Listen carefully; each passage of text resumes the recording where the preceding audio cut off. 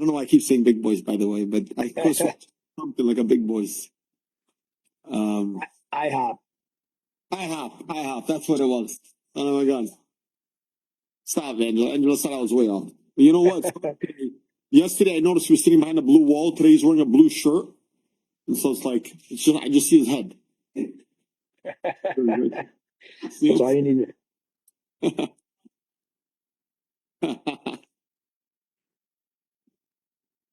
All set? Let me know what page you're pulling up to. Can we go to revenue page Recording first? in progress. Okay, did you want me to read the budget summary, or do you want You to just go? What's wrong, page number is 5657. 5657 on your Last page. Yep, last page. the most important page. Yep. Personnel page is 19. Yep, we got that. Okay. Okay, would you like me to read the budget summary or go line by? Yeah, let's go ahead. Let's read you if you want to read the budget first. So far this fiscal year, the libraries are once again on schedule to have. Eat up the mic a little bit, please. I'm sorry? Eat up the mic. Okay. So far this fiscal year, the libraries are once again on schedule to have revenues exceed expenditures. We have made a push to right size some rates in line with inflation that considers additional hours worked. We're open more hours at both libraries than we were pre-COVID. Also this year, we are engaging a program to do a great deal of maintenance and upgrades to both buildings, again, in an effort that will continue into next fiscal year. Library is not getting any revenue from the general fund. It is by and large a self-supporting entity, some state money and TIFA aside, funded through the annual millage. All costs and services the library uses for staff, bond, debt, and operations are factored in. We have a long-term plan that accounts for the atrophy of the millage rate over time and considers inflation, legacy costs, and other factors as well. This past year, we checked out over 170,000 items, a small amount lower than the previous year. Our computers registered 34,715 sessions, a significant amount higher than last year, and one of the highest usage rates in the states. Yeah, we get a lot of computer use. Foot traffic, program attendance, room use, study sessions, and computer use continue to be the areas our community finds most valuable. This upcoming year will continue on the path we have set forth in the previous 2 years and continue to set the following objectives. 1, continue on a positive yet responsible track on salaries, wages each year. 2, make sure we are meeting fringe benefit costs equitably with staff. 3, continue to add to the fund balance and save for the future stability of the library, including long-term costs. And 4, account for the structural maintenance repair of both buildings. A few items of note, 738, 981 capital outlay is significantly boosted from last year. This is because we're going to try to fix the bathroom and update it here at CK. It's needed some work for some time. I don't know the exact cost on this yet. I've boosted this line significantly, but I don't know the exact cost until I get an architect in to find exactly what that cost is. Also, on page 2 of your summary, there's a couple other lines that I suggested some changes based upon some amendments that we had since January. As I mentioned, I wanted to increase the salary line by 5,000 from 548, 562 to 553, 562. I wanted to increase contract services from 95,000 to 110,000. I want to increase dues memberships from 55 to 65,000. The reason this line title is a little deceiving, this line includes ebooks and e-audio books, or basically electronic books, a service which has steadily been going up year after year. So that's why that's up. And I did decrease the capital outlay by 30K. I figure we can adjust it later when I get a price on what the bathroom is. But can be lowered to probably start the fiscal year. So that's the summary. In terms of going line by line.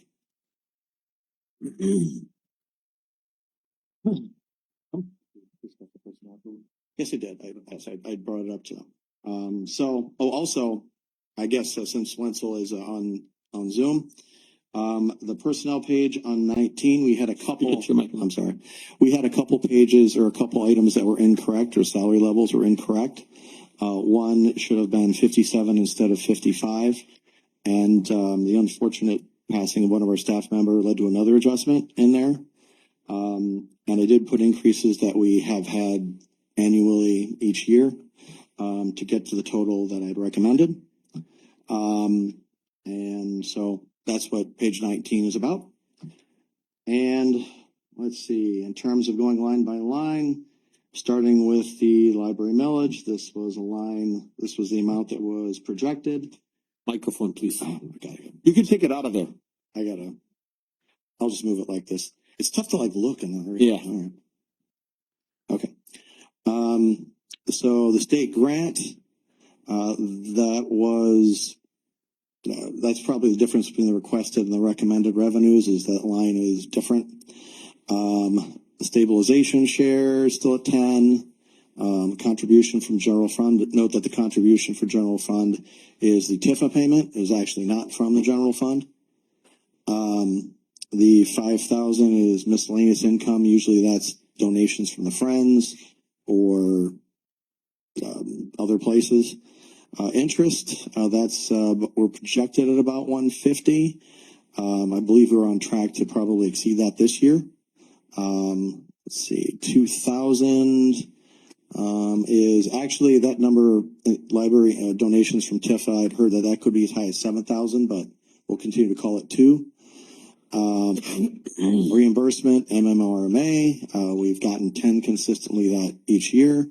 State aid and penal fines is probably going to be over 100 because the county is going to be adjusting our payout because they had a mistake over the past 7 or 8 years. Yeah. So do we get that mistake annually, or is it just one lump sum?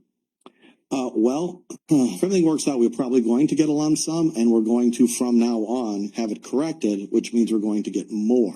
Mm-hmm. The formula was corrected. So, I can't always guarantee it's going to be necessarily more because, the numbers fluctuate. Are you all familiar with what the penal fine system is? You explained it to me, I believe. Go ahead, I'll have you explain. Okay, so, libraries across the state get a percentage of ticket revenue, from motorist tickets, speeding tickets and like. And the way it works is the courts assess the tickets, you pay the money, a percentage goes to Wayne County from all the courts, but that number fluctuates based upon how many tickets are written. It is then dispersed on a per capita basis to municipalities. What had happened was over many years, there was an error where the formula wasn't changed for 6 or 7 years in terms of the per capita formula. So it was doled out incorrectly. We were shorted. So, we are part of an effort to try to get some of that money back, and we'll see where that goes. But, library fines are 1,000, lost damaged books about 1,500. Basically, that's just incidental. And coin copiers and printers are about 10. Any questions with the revenues? No? Okay. Okay, and second page. Okay. So, in terms of salaries, I made the suggestion we go from 548, 562 up 5. The next line, 706.030, that's the payout to retirees or people that have left. This line may be a What page you little, looking at? 57. yes, I'm sorry, yes, page 57. What was the line item? It's 706.030. It's retiree payout YRS. It's kind of a weird abbreviation. That is the payouts for people that have excess sick time and have since left. In this particular case, though, we have someone who had passed. We just haven't figured out who is entitled to get that payout yet. So hopefully it'll hit this fiscal year, but in case it hits next fiscal year, I may be making a budget amendment on this depending on when we find that out. And the reason we're not 100% sure is I don't know exactly who his beneficiary is yet. I'm not sure HR knows. But what about the amount itself? This is gonna change. What about the amount itself? Would it change or? The amount shouldn't change. Shouldn't change. It shouldn't change. Just a matter of what year, it's fiscal year it's on. Part-time, is at, keeping steady at about 649, we should be okay. Hospital insurance, we adjusted that based on inflation at 95,726. Life insurance, we also adjusted that based on inflation. The government, pension contribution, we adjusted that, based on expected salary increases there. Let's see, the supplies, there's basically our office supplies. That number is, where are we? There, okay. That number has stayed pretty steady. Utilities, that number at 131, we should be okay, although I needed to do a budget amendment this fiscal year a little bit, because we were riding a little higher than I thought there. For the first year, utilities snuck up on me.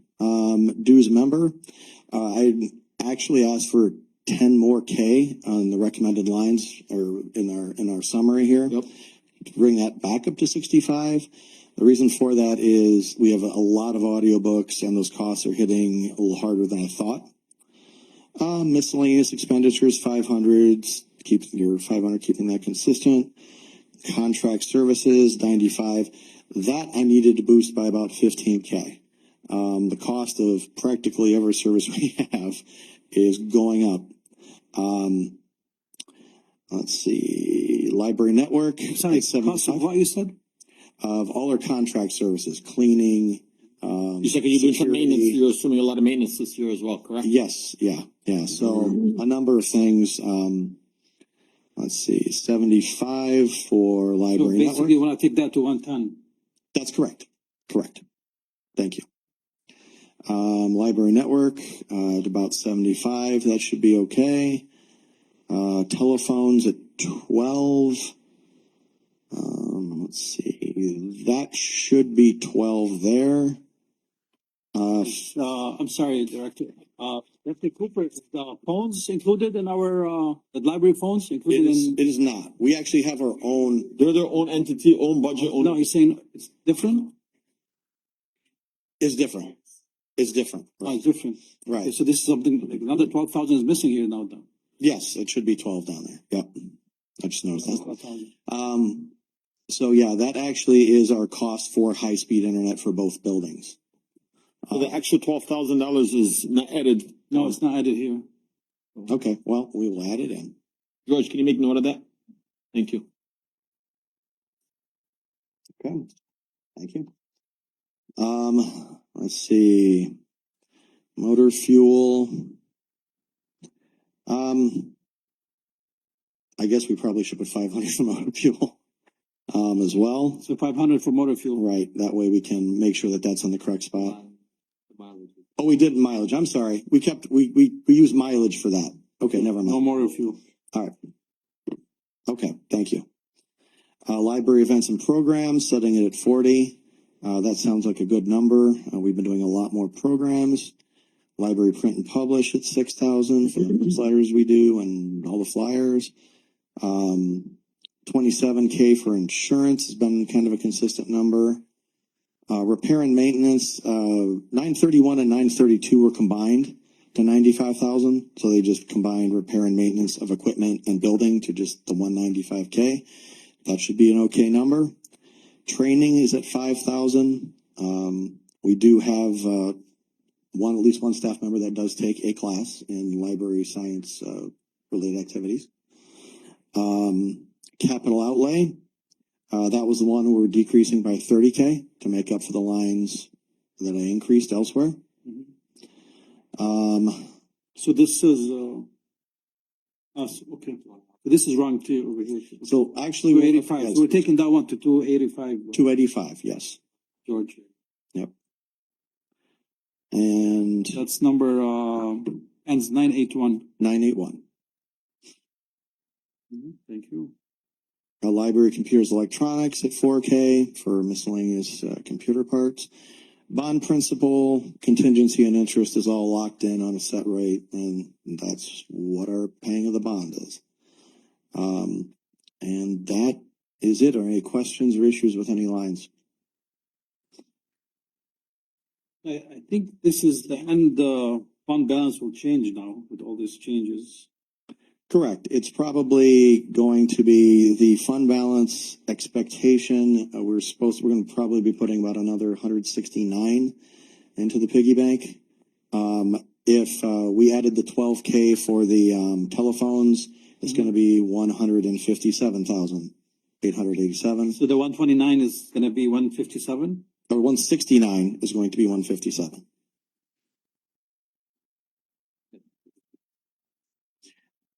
Yes, it's just the difference of the 12, because that's the only thing that didn't balance out. So yeah, so it should be, the end balance or the end fund balance, should be adjusted by a positive 157,887. Can you if everything unmute goes according to Councilman plan. Wansel?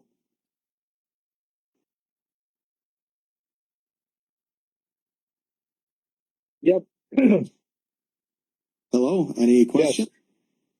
No, it sounds pretty good. You know, congratulations on a successful program you have there at the libraries. One Okay, of our thank you. one of our most respected departments in the city. Keep up the good work. Thank you. Thank you very much. I appreciate that, Councilman.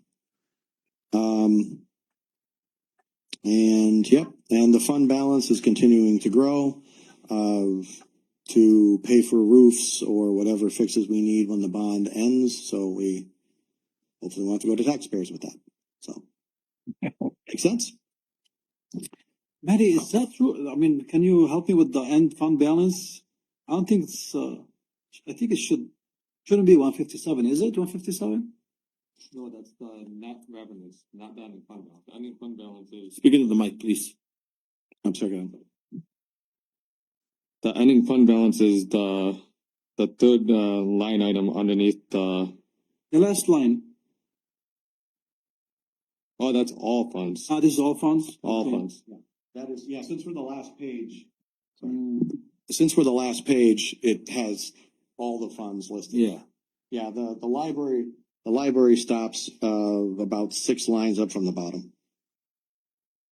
At 4293. Okay, so what's the adjusted number? The new number for that? So the new fund Did you add balance the, would did you add the be- 12,000? Yeah, so when I figure in the 12,000 for the phones, it would be, Plus, we took out the 30,000 for the, that wasn't adjusted here for it was the balanced capital out. outlay. It was balanced out, so I took 30K out of the capital outlay and I added 30K elsewhere, so that's neutral. The only thing that was different was the 12,000 that we just discovered here, so. So now we're looking at about 16,293 then. Right. So it would be, so the end fund balance would be 4,281,291. If everything goes according to plan, in terms of the total fund balance. In terms of the, revenues over expenditures for the year, it would be 157,887. Yeah, he's right. I'm sorry, give me that number again, the end fund balance. End fund balance, if everything goes according to plan, is 4,281,491. 4,281,491. We're just too excited. We hear stuff in the millions. Yay. Yeah, it hopefully should be saved up and, go towards interest and, pay for roofs and other things down the line that buildings may need. So. Okay. So do we invest the total amount or? Yes, we do. I believe our treasurer diligently takes usually about $1 million to $2 million of it at a time and chunks it into investment. That's why we have investment revenue of around 150,000 a year. And then the rest is kept in kind of a cash account to pay bills. So basically the 150, this is just on 2 million, correct? Yep. It's about right, about 2 million. Okay. All right. All right. I'm good. Thank you, Director. Okay. Any other questions? Okay. All right. I will move on. Thank you for your time and attention. Are you guys implementing anything with AI in our library programs? Well, we sort of discussed the issue, but in terms of implementing AI, it's, maybe one of the advance of the programs that you guys. we talk about the issue. But I can't say that we've implemented anything that would really cause any sort of automation in our processes and help much out. But we are doing something where we're taking tags and we're tagging a bunch of books, so that it helps our co-op process things faster. But in terms of a pure AI model,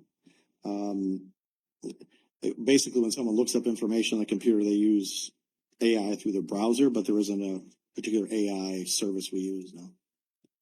So, Thanks. okay, thank you. Thank you, guys. Thank you. Great work always. I mean, you and I discussed, and I think this increase that you're giving to your employees is,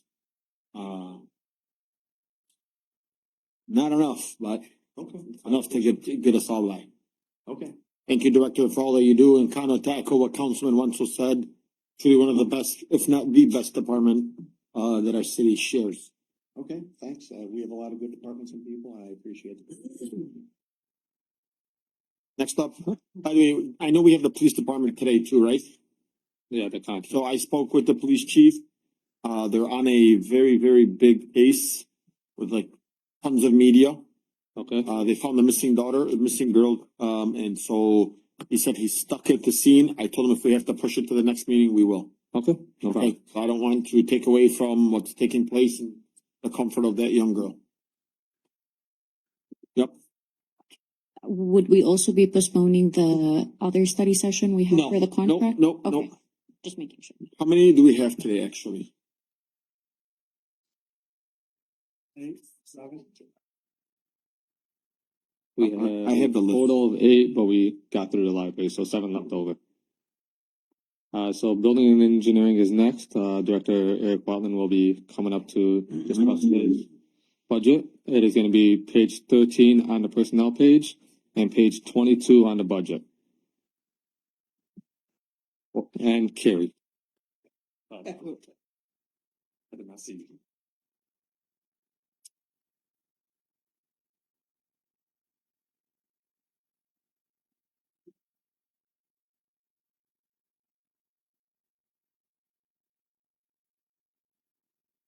Thank you, Carrie. How many of that? Lee. How come Rick has the biggest, city logo on his shirt? Lee. Shot. It's not bad, it's just extra long shirt. You notice his name is so tiny. Rick's definitely a staple to the city of Dearborn Heights, and somebody called me about him today, and they're like, "Yeah, I really like that Rick guy." I said, "You ever meet him before?" He said, "No, today was my first time." I said, "Not many people say they like him." Just kidding. Let me know when you guys are ready. What page are we going to? Page 13 on the personnel sheets and page 22 on the budget. We also have the planning commission and the zoning board, but I don't think they included one of those in the list. We can go through them today.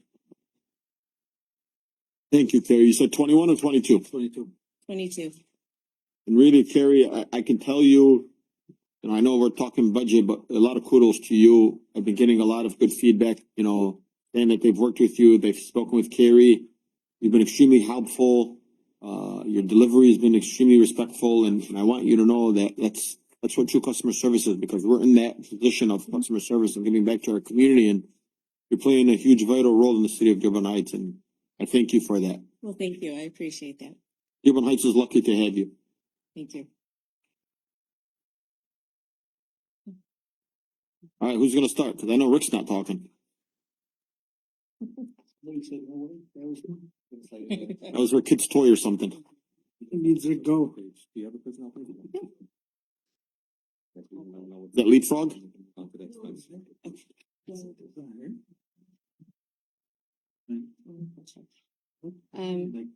So for the personnel page, we had asked for an increase for the director of building and engineering, to bring it up comparable with what, other directors are making. Can you eat the mic a little bit? We had asked for an increase for Rick, based on what other directors are making within other cities. But they did not give that to us. You mean the proposed? So we're proposing an increase. He's currently at 84,000 up to 100,000. Equal to some of the other directors. He has both, electrical license, plan review license, and filling in as director for the department. I wholeheartedly agree. I think Rick is, 30 years in the city. As long as we don't have to give him that extra 15,000 to his pension. But I think, Rick is definitely underpaid. I still think that there are other, directors that make a lot more money than Rick. So I would like to see Rick at I can tell you the IT director makes more, the comptroller makes more, the police chief makes more, the fire chief makes more.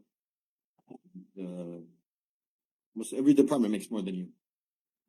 I would like to see that proposed at least 100,000. I support that. Honestly, I believe, Council Chair, The hardest working man in the city. he's underpaid and overworked, to be honest. He does multiple jobs for the position he's in, Anything we're saving money because of Rick. right? Because if you look down, based on his qualifications and other members of the department, Speak into the mic. other into other personnel in the department, I mean, we're off by pennies, if you really look at it. I mean, City engineer makes more. yeah. Councilman Watson, do you have something to say? Yeah, he not only is he doing the work of two positions, he's saving us the benefits for a second position also. So he's saving the city a lot of money. I remember I was in, tables were reversed. I was in Mexico and I was on Zoom and Councilman Wenzel was in person. Or he was on Zoom, but maybe from home. And I remember him speaking up for you, saying that you did two jobs, you're a great man. I didn't know who you were at the time. It was Councilman Wenzel that came out and said, like, well, for saving, you're doing two jobs for the price of one, we're benefiting. So even if we're giving you a $15,000 increase over the last 4 years, I mean, really shame on us for waiting that long to do that for you. But, ultimately, we want to make sure our finances are in place. Obviously, Plant Moran Gap is sitting back there kind of nodding their head like, where are you getting that 15,000 from? But, I'm sure we could find ways to cut from other things to make up for you and your family. 68,000 for electrical stuff. There you go. We'll go up to the 100.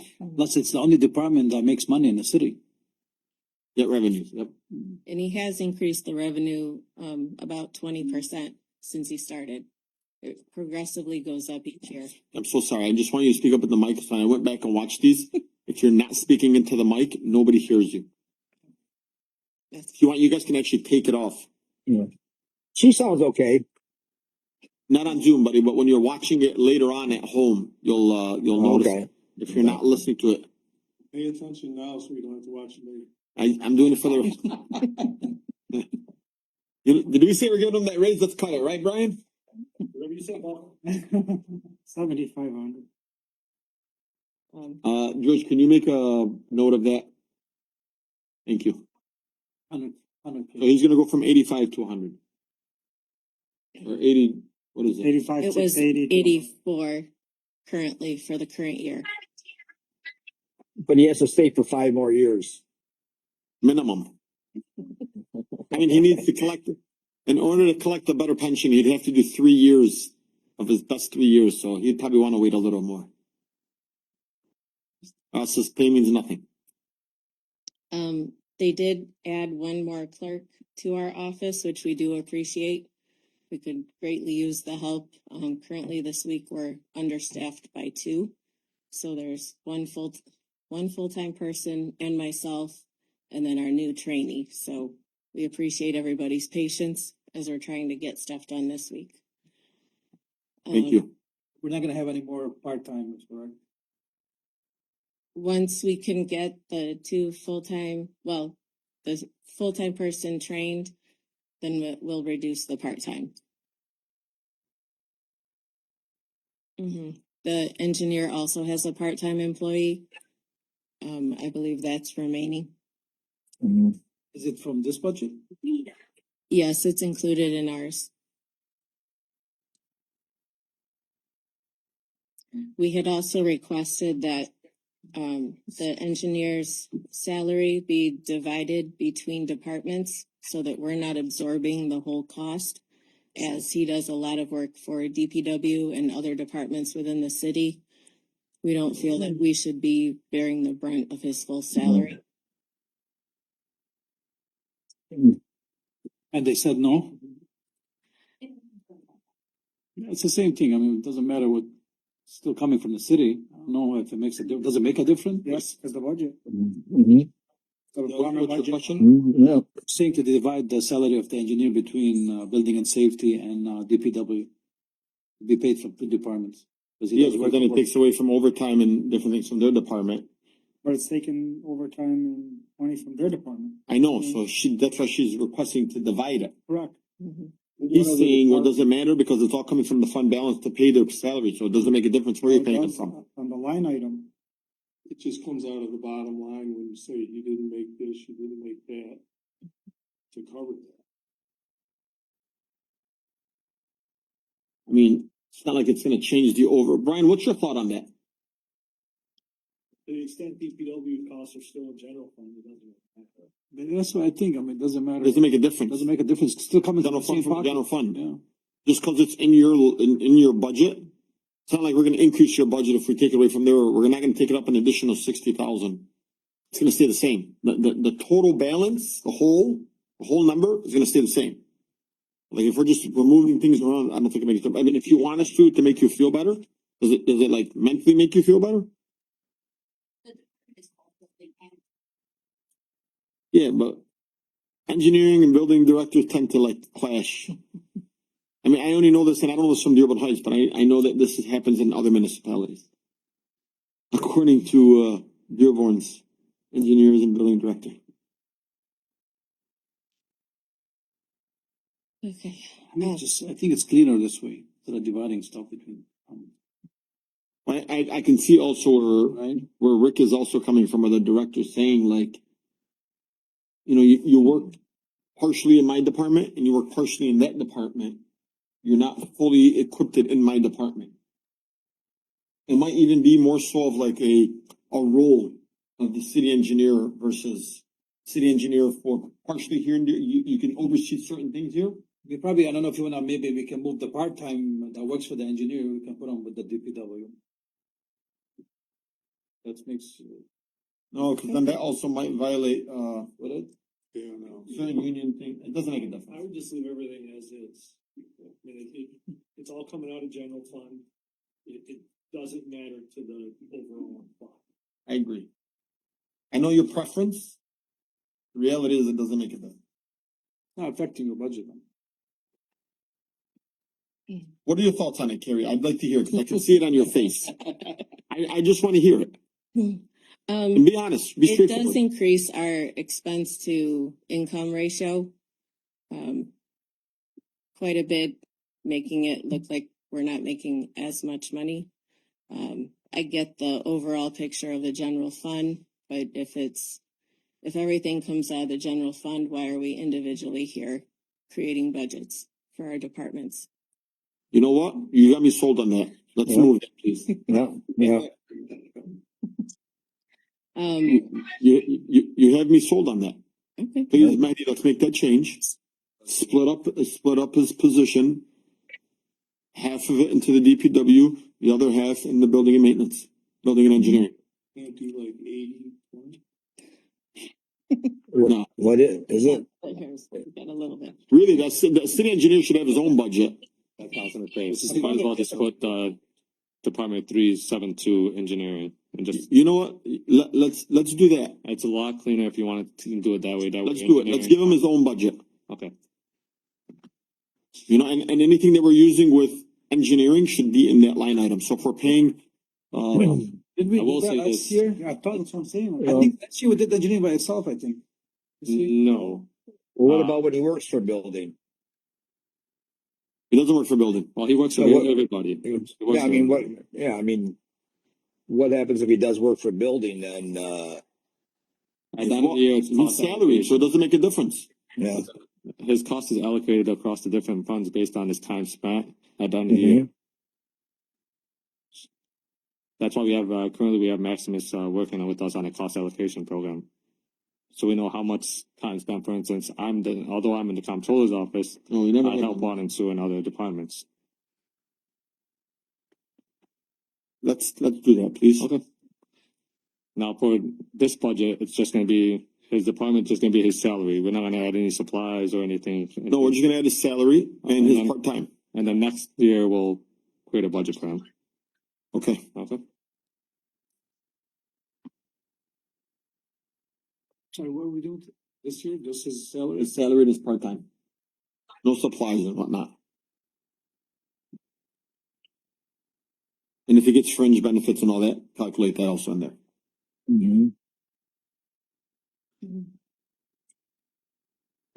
The next line item would be overtime. I'm so account sorry. The 709. microphone. The next line item would be overtime account 709. With projects and stuff that we have, still a lot of cleaning up and moving forward in the building department. We had requested an increase and they cut it back to even less than what we had before. With training one person now, there's no time to get any management project work done.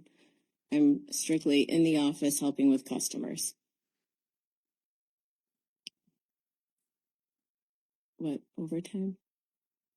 So you're saying overtime last year we used, or I mean, we're actively at 39,720.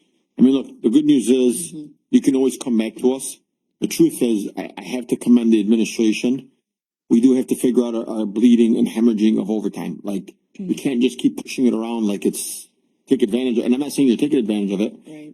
but I know I had this conversation with Brian and Michelle, and it's not so much you guys, but overall, we have to get a halt on overtime before we can start saying,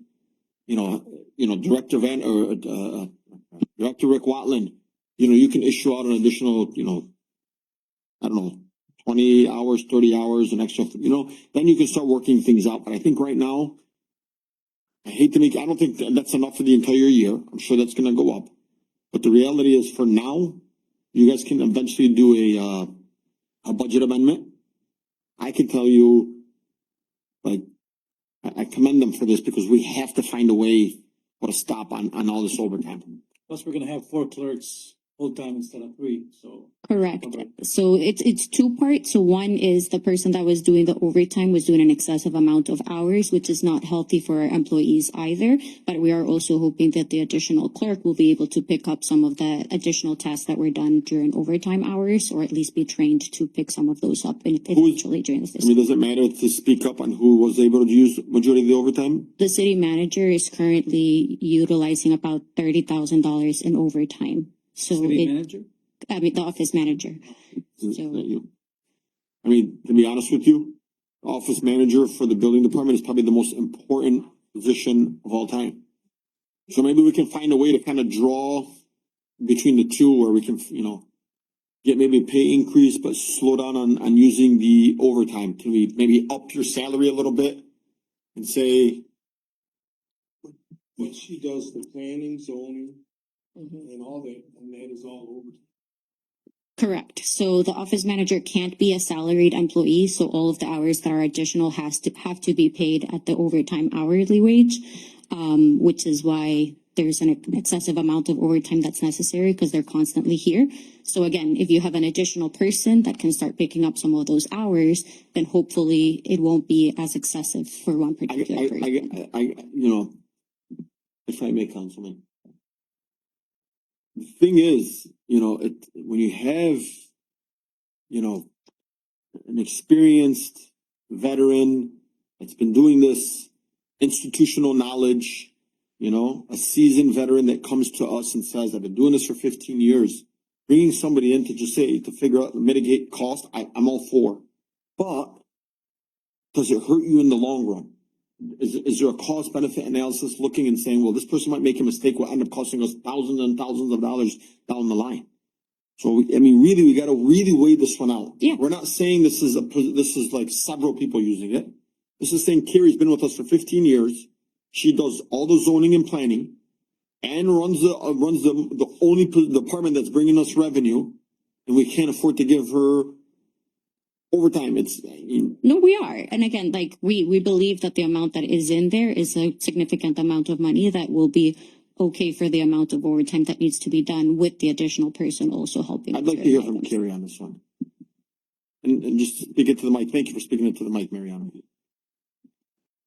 So even with hiring the new staff, there's training time involved, which prevents me from doing any of my regular work during the normal office hours. Plus, per union contract, the union staff cannot do my job. If they are tasked with doing my job, we have to pay them my pay rate. So it's in essence paying them overtime. With the new current payroll system that we switched to, the prior payroll system, they were automatically paid 8 to 5. Now that they punch in and out regularly, if they're punch in a few minutes early, punch out a few minutes late, it calculates at overtime. So yes, mine is the majority, but they're still theirs, whether they stay 10 minutes late to finish up the cash report, get the inspections entered, there's still overtime there. Moving the department forward. And it's at 20,000 right now? Software, yes. Look, as much as I want to increase it, again, it's a fluid document. I do have a plan though. And this is what the plan is. You ready? Our pricing with the building department are they're low. We're gonna increase those, and that's how we're gonna be able to give you the additional overtime. All right, for now, we can stick here. We're gonna pass a resolution to bump that up, and when you've exhausted that overtime, we'll know we have now more revenue to be able to figure out that overtime. We just can't say we're not making enough revenue, but we're spending a lot more. Exponential in revenue. This is where we've been. It's so much revenue, and so much for spending. And every department has been like this. You have to find a way to actually get like this. The truth is, even just balancing out the two and saying we have enough revenue to fill our exponential, we can spend this type of money, we can move forward. Ryan is probably so happy that I'm saying this stuff. Well, currently our revenue is over budget. We've exceeded our target at every quarter level. At the third quarter mark, 14 out of 22 of our accounts were well over the 75% mark. Some of them have already met the full amount that we projected they would get. So we are over budget on our revenue and we are under budget on our expenses. Our expenses overall barely pass 50% of what we targeted to be at this point. So when you're doing work for the planning and zoning, you're still getting paid from the building department budget, not from the other, like the planning budget? Correct. I mean, the planning does have a budget. We'll go through that in a little bit. Yeah. So how come she but doesn't I get just- paid from that budget when she's doing planning work? Because she gets paid overtime for that and she is already an employee, so that's how it counts. Again, it's all coming from fund balance, so it really doesn't matter where your overtime is. Mary Sudam shows how much money coming in and how much money going out. But that's what I was gonna bring up, right? Unlike the library, building department is part of our general fund, so really the revenues that they generate are revenues for the city, not necessarily revenues that their department needs to or has available to spend. Not that they don't need the resources. Again, we have one of the smallest departments in the entire county. So 100% we know that there is an additional need for inspectors and for office managers and everything in that department because it does generate money and it's the main service, one of the main services that we're providing to residents on a day-to-day basis. But I just wanted to make that note that it's not the same as the library because it is our fund balance. So if we have an increase in revenues, it's an increase in revenues for all of our other areas that may be overspending. Council Chair? Yes, sir, Councilman. Plus, Carrie doesn't know how much time she's gonna spend on planning commission. So it'd be impossible to budget any time for her. Cause, sometimes they don't meet hardly at all, sometimes they meet quite frequently, so. I think it's good the way it is. Thank you. You know, also, me and you talked about thinking outside the box on revenue that was budgeted and not spent in different departments. And I mean, they made so much more money, more than anticipated in revenue. Plus, they had an employee that didn't work for almost an entire year, retired in August. So that money was budgeted last year and never paid out. And I know we were looking for different ways to generate some kind of money for budget amendments for our fire and police. And I talked to a couple other departments. I don't know if it's too late to even think about going that route now or not.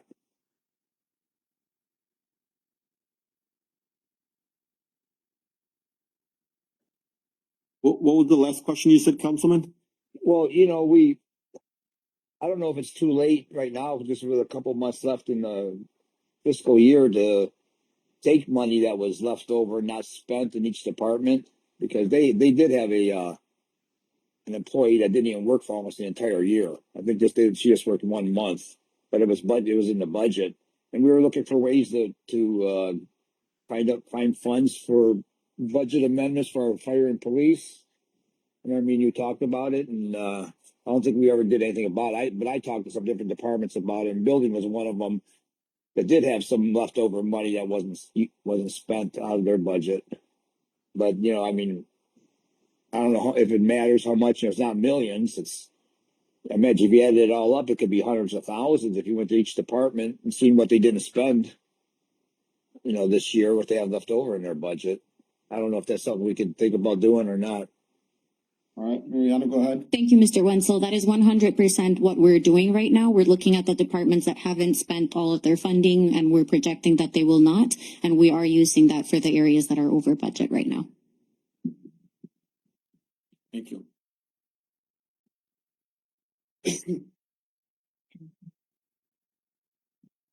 Are we all set with that category? Move on. Okay. So the next item I'd like to discuss is the clothing item.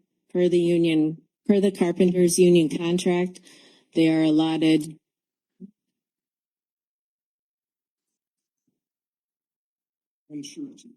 Okay, they're allotted 10 shirts each, approximately, pants, boots. We had requested 4,000. Currently, we have 2,000 this year, and I'm just put in an order that will probably go over to include uniforms, safety vests. We also need hard hats, shoe covers when they go into homes. They go into some pretty bad homes that clothes have to be disregarded. So they do need the uniform policy. We are requesting to bump it back up to 4,000 that was requested. Mariana's the reason why why we brought it down.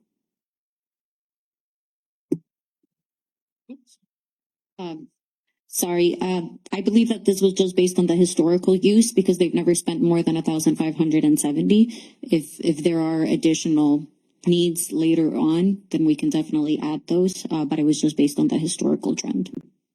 You said you just placed an order? How much was the order? The jackets themselves were over $200, and then the uniform was about $1,700, $1,800. Right. Do you expect that those will be delivered before June 30th? They will. Then that's going to be an expense of the current year, not the next budget year. Right, but per their contract, they're allotted the uniform every year. So if we don't allow them an additional uniform allowance for the necessary items for shirts, pants, boots for the next year, they can file a grievance on us. But the stuff that's about to come in doesn't satisfy that requirement? No, because it's every year, every fiscal Next year. year by May, they'll have to be able to order the memo. Okay. And do we order this every year? Yes, that's correct. Every year? Sometimes I split it up into 2 orders per year, so they have like a summer, winter coats. Sorry, say again, you said 1,700 for the shirts and how much for the jackets? 200. $200 to $300 Like, for all the jackets? for for all the jackets. Oh, so we're still around 2,000 then. Right. For this year, we were able to stretch it out, but it's at the end of this year, so going into the winter, we'll need to replace what they had last year, their winter jackets. Those typically run a little bit more heavier duty So clothes. is it, and I'm just kind of thinking out loud. Is it saying you have to replace them every twice a year, or is it saying if they go bad, you have to replace them? Or they have to be able to fund the replacement? Like, we have to be careful with some of the wording. Mhm. If the wording says, if my shirt is ripped, under the Teamsters Local 299 says that municipality, that union has to have enough fund to be able to cover those shirts and jackets.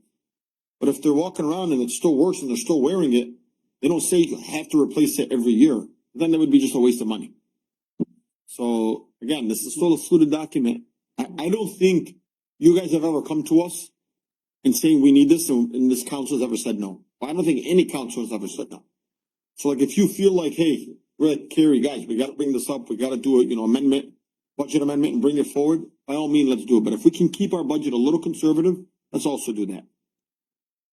I would rather go this way so we don't have to come back and see. Okay, let's go up 1,000. How does that sound? There you Okay, go. We meet halfway? we'll take that. All right. George, can we set that up for an additional 1,000? If you have to come back for the additional 1,000, but if you don't end up needing it, let's not spend it just to say, oh, look, I told you we needed it. Tom, are you okay with that? Give me a thumbs up. All right. Hey Cooper, sorry. The website's still doing the same thing.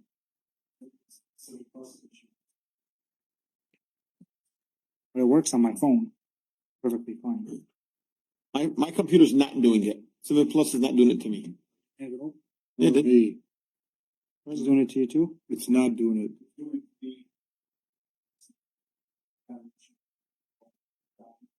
Okay. Go ahead.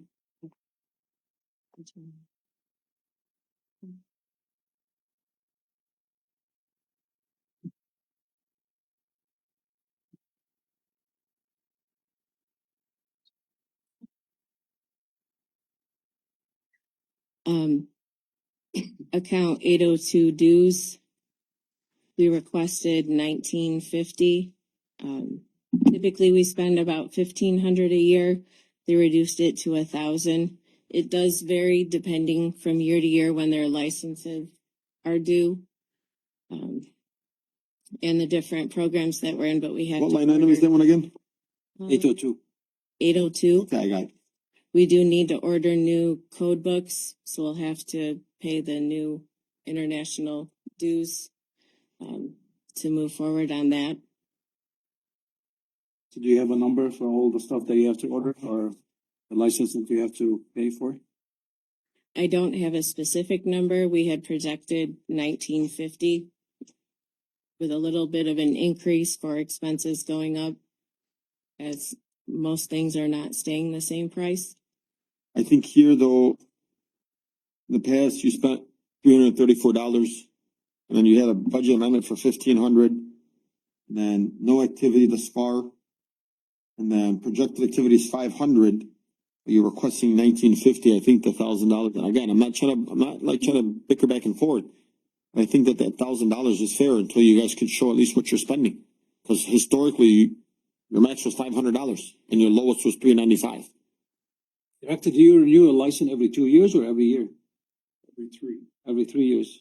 But those dues are more than just that. That's like the code books and stuff like that.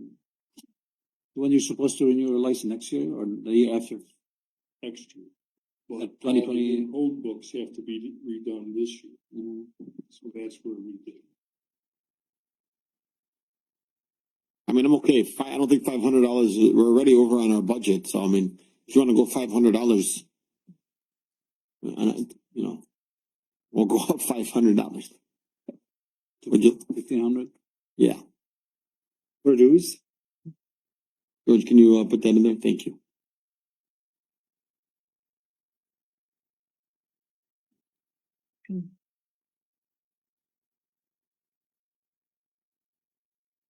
But I'm glad that you dissected the certain things that you know that you really needed, Carrie and Rick.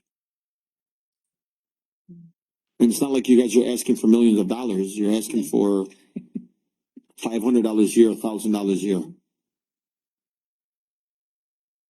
Which ultimately that also does add up. But you're being fair. The continued services account 818. That's where we pay Wade Trim out of. I think you missed the lease fee. That one's okay. So our lease pay is about 25.5. So they gave us a little leeway if there's a late payment, but I've worked with Marty to get those automatically paid. So there shouldn't be a problem going forward. Yeah, there you go. You can even lower that then if you're on auto pay. Make that $500 to make up for it on the dues. So this is for all the cars that we have? Yes, we lease 4 vehicles.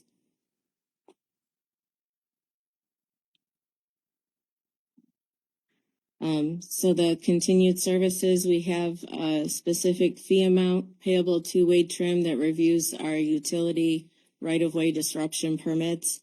Their per month fee is about $1,200.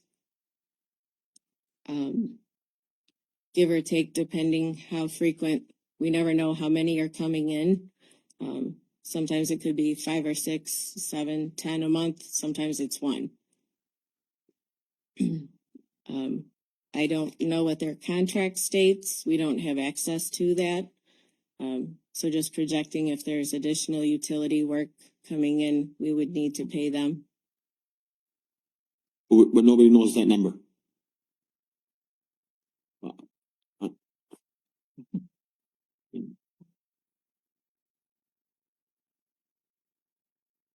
And I'm just gonna play the devil's advocate.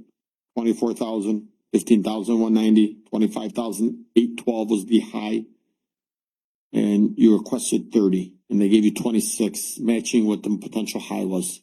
So like, if that has to be higher than the 25,812, and we can do a budget amendment, but I think that's, your low was 15,190, your high was 25,812. Okay. And you requested 30 and they gave you 26, so it's a $4,000 difference. If you gotta do a budget amendment, bring it back. You gotta remember something, I think right here is we're trying to figure out how to kind of cut down costs as much as possible, even if it's 1,000, 2,500.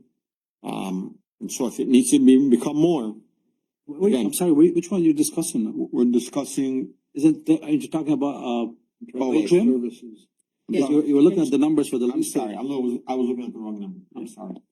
So, yeah, so it's, the activity till now it's 10,530 and the projected activity is 25,000. They asked for 32.5 And they got 25. and they gave them 25. Yeah, so like you're not even gonna finish out this year. I mean, you're actually gonna give back to the general fund almost $10,000. There you go. Now we can figure out how to help Parks and Recreation right now. No, they're not. I'm saying, well, yeah, cause that remaining money, No, there's no remaining money. They're projected to spend that money by the end of this year, the 25,000. but And that's what they have, that's what they're saying. You have a month and a half. unless there's bill. It's just estimating what they're gonna project when we spend. I don't see them spending that remaining $10,000. Here's Mehdi looking and saying probably not. It may be close. Wade Trim has only submitted their bills through, I believe, December. So I've been working with Vaughn to get the rest of them. So What? Wade Trim loves their money. I look at their bills.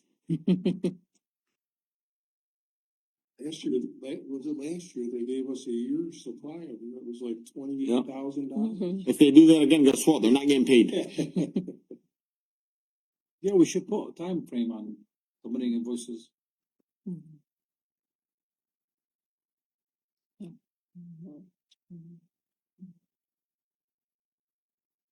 Anything else, guys?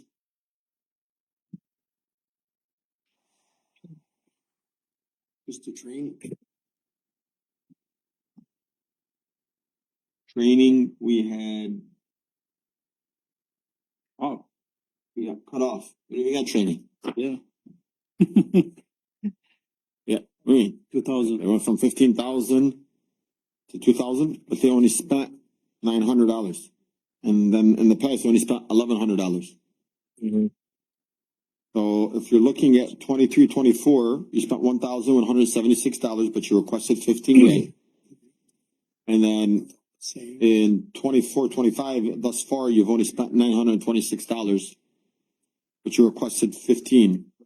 And now you're asking for 19.5, so they gave you 2. We'll leave it like that, man. Yeah, I mean, the reality is, look, I gotta commend them on this. They did a right job in here. They didn't over budget like they did in the last 2 years.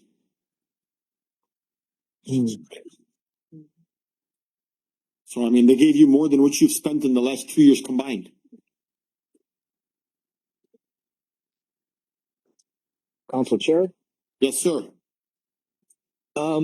They said that, their revenue was, higher than they anticipated. I wasn't clear on how much, but, where does that extra revenue go? For the general fund. It just goes in the general fund for next year's budget, or is it, can it be used right now? I mean, and how much is it? How much extra did they generate? I don't know. You know those numbers? But what was he asking? How much money, do you know the dollar number, or if you can get us the dollar amount that you've Revenue. actually exceeded your revenue? Cause you said you were surpassed.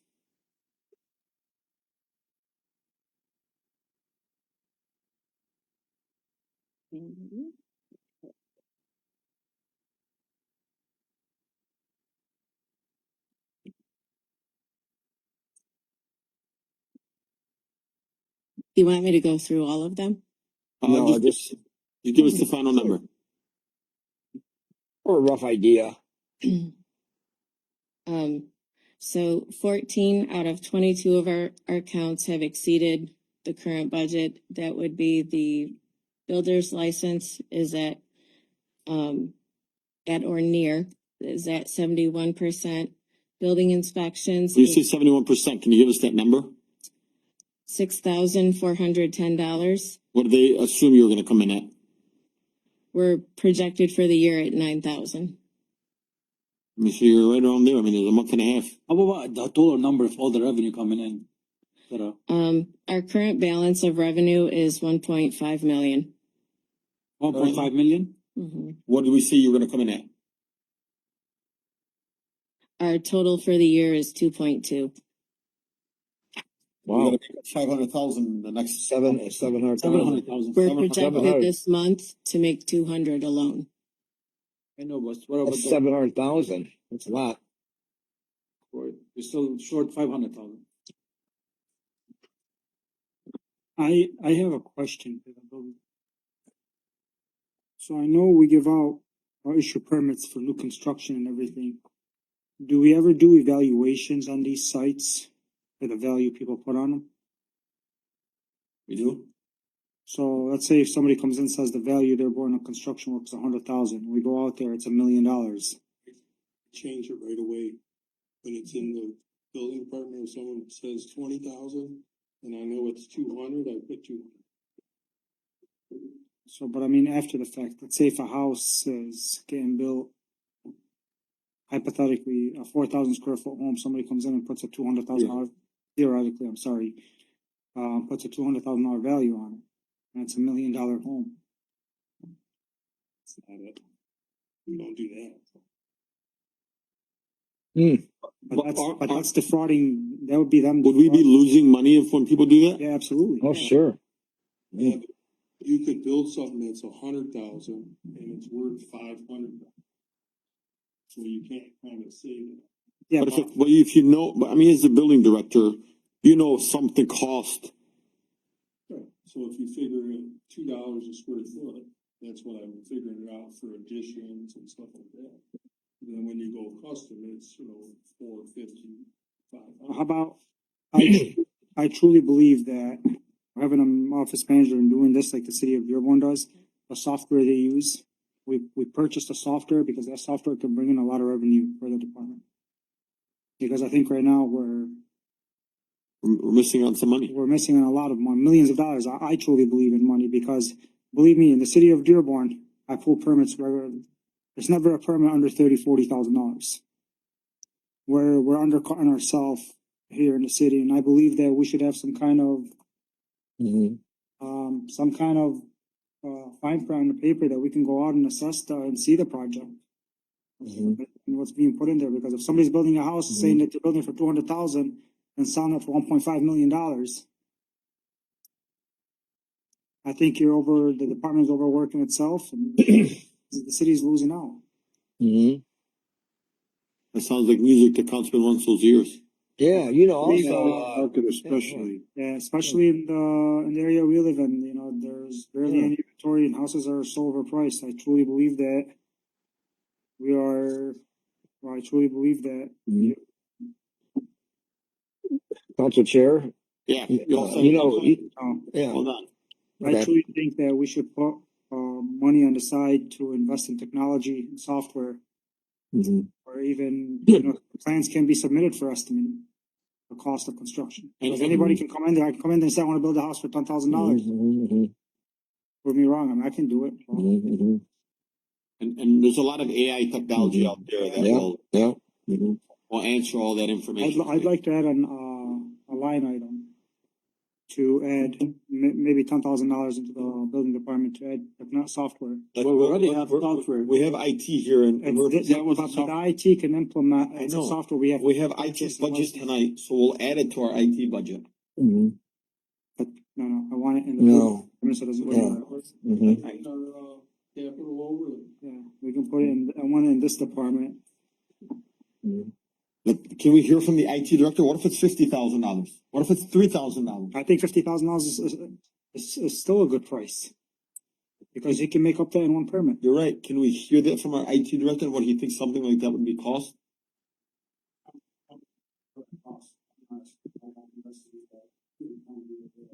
The only problem with that is I think you would have to pay per computer. You just can't buy one and put it.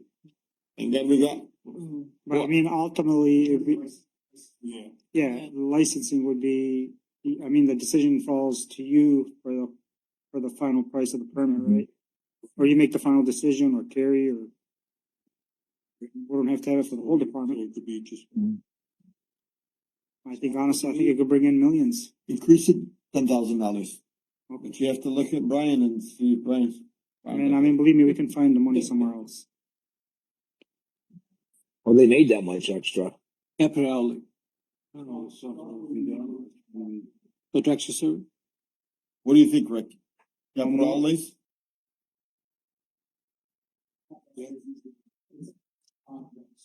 Okay, we'll put it in contractual services for now. So what's the update, linking the building department with the treasurer so we can pay online and get the permits online? Yeah, cause the guy's like, this is embarrassing. I mean, come on, yeah, I've been on council for That's 4 right years here. now, and that's the first thing I was pushing for. He's been here for 4 years. He's been on for 2 years. Where you been? No, I'm kidding. I don't know. There was an initial problem between the two systems talking to each other. And I had requested a report because once those online payments go through, I don't see those on our side. So I needed a report from BSNA to be able to pull that information to keep track of our revenue. Cooper has worked on that with the treasurer's office, and there is staff that is out this week, so we're hoping to test it next week. Terry, I wanna tell you, this week, last week, 2 weeks ago, a month ago, I don't wanna be rude.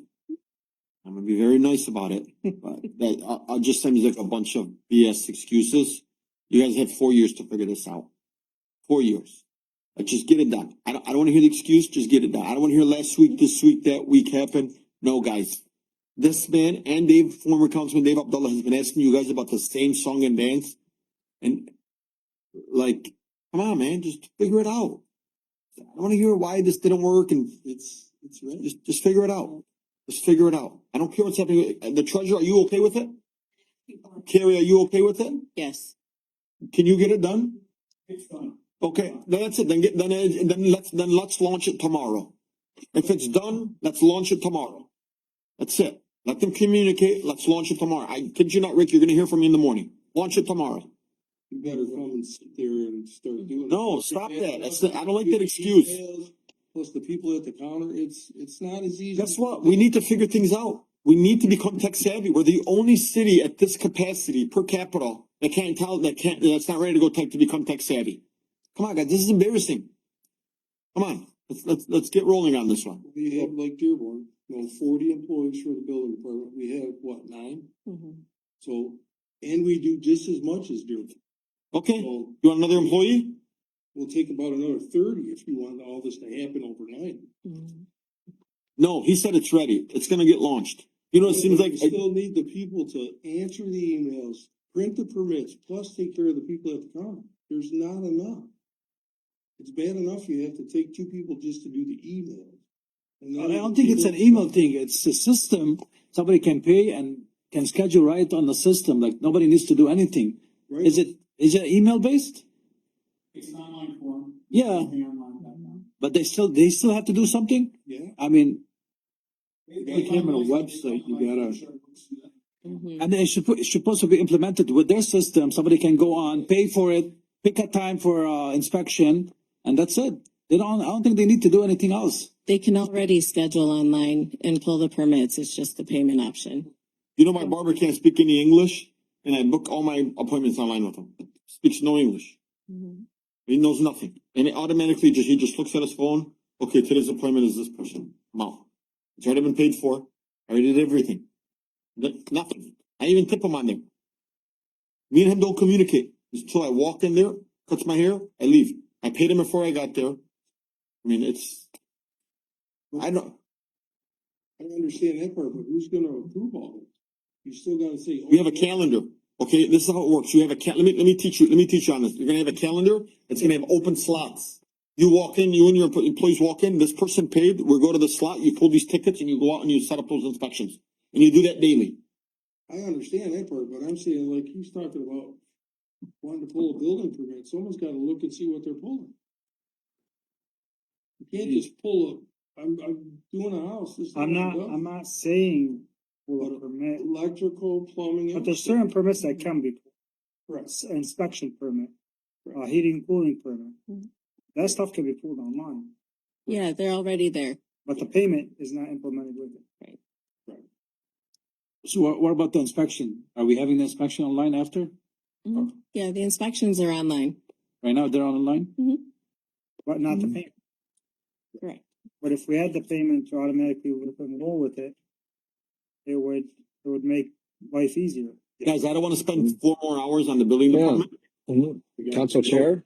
Yeah, Maybe we should look into having an IT commission, somebody that, some citizens that are interested. I know a lot of them are really interested in advancing AI in Dearborn Heights, and I know we got a lot. This is a classic example of we're sitting here back and forth, and we don't know what the building department knows. And if we had a commission that could be the middle person for all this, I think that might be beneficial to everybody. okay. That's not a bad idea, actually. Yeah. IT commission. Yeah. Okay. And plus the building department, they had a new employee added this year from the ordinance department, and I believe their main function was certificate of occupancy permits. And is that something that we need more help with, or is that going fair? Is that going well enough now, or was it a big success or a flop, or what was it? It's going good, they said. Okay, going good. Okay, all right. Okay, well, that's maybe that commission is something we can look into. Thank you, guys. Oh, we still have a couple more. The sidewalk repair replacement. So we haven't spent any money this year? No, we haven't gone out to bid for the sidewalk contractor yet. We were ready to go in the winter and then we were asked to put that on hold and then I started on other We have projects. 200,000 we didn't use. Hey, Councilman Wancho, $200,000, bud, there it is. I'll take it. Right. There you All go. right. No, don't take it, please, keep it. Yeah, for I'll take it. Yeah. Yeah. Fire department, We could. We can give it to the fire department. like some fire departments. Let's save this money on liability. So for the capital outlay, I know you requested 100,000. What's that for? So being one person, I still have projects that need to get done within the department to move it forward. That would be, scanning the files. We are looking for hardware and software for our plan review to move that online as well. Those are pretty big chunks. We just haven't been able to get to that part yet. So where'd you get the estimate from? The 100,000? The file scan itself starts at about 50 to 75,000. We've talked to a couple of companies about, the options as far as plan review, being a large monitor versus, iPlan software, where it's its own software table, where you can communicate with other architects. You can do live updates on the screen. Why don't you do this? Why don't you find it, get us the total cost, Mhm. and we'll go from there. Okay. Obviously, we have $200,000 that weren't used on our cement. Let's do that. Find it. Get the price. Give us everything from A to Z. Maybe reach out to IT Cooper. I had that as of earlier last year, Okay, but email it it's to us. set by the side. Okay. Thank you. Anything else? We wanna suspend the sidewalk program or keep No, suspending it? Well, no, I mean, they're not gonna be able to spend it. It'll go back into the general fund unless we find a way to spend it. No, but I mean, don't we wanna, how long has it been suspended for? It's been suspended off and on for the last 10 years. Just a year. Just a year.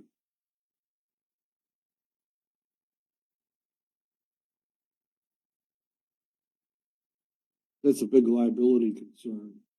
All right. Man, believe me, the city needs way more than $200,000 in sidewalk. Thank you. Thank you very much. Thank you, guys. We'll talk in the morning. Did you want to go over the planning commission yeah. and zoning board? What's wrong?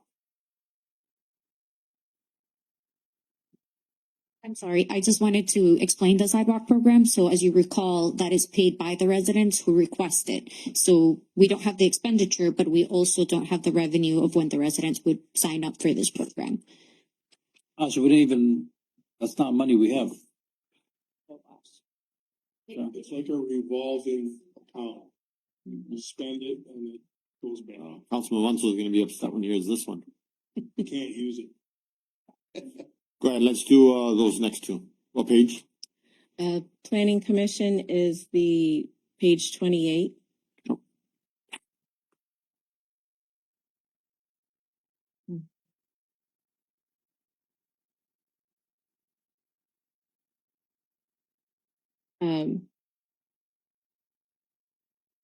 The only increase we really needed was in the committee fees. Currently, per our carpenters union contract, the building department representative gets paid per meeting, as well as that's the account that the commissioners get paid out of. Currently, they are paid through January, but there will be additional fees coming with additional meetings and going into the next year. We don't know exactly how many meetings there will be. Could be every month, every other month. Okay.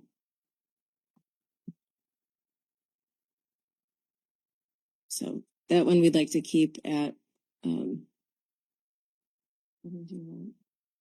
It wanted 2,400 more dollars. Just in 10. Mhm. Which line item are we discussing? So that's account 712, Yeah, the first one. the first one. We had initially requested 2,500, but we were wanting to bump that up to 4,500. But every year you're at 2,500. This will be the first time that the carpenters union put the $200 per meeting in that contract.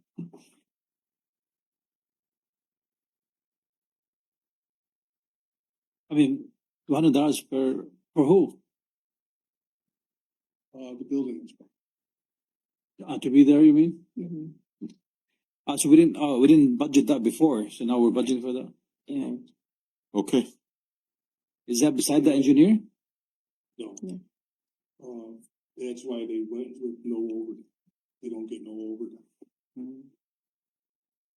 Okay, update that, I guess. 4,500 instead of 2,500. 45? Yeah. What's next one, next page? The next page for the zoning board, is page 15. Okay.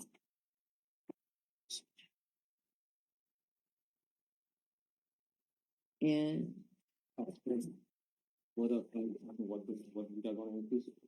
the committee fees, Where's Will send it? 2,000, the total 4,500. Oh, we already did the zone. No. 4,000.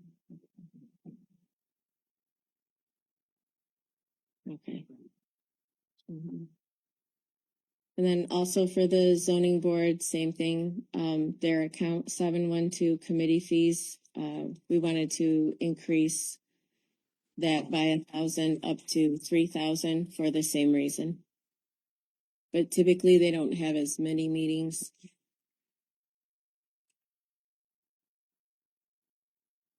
Is it the same rate, 200 per, Or what do you wanna go up to? 3,000, that's the first line, 712, we're changing from 2,000 to 3,000.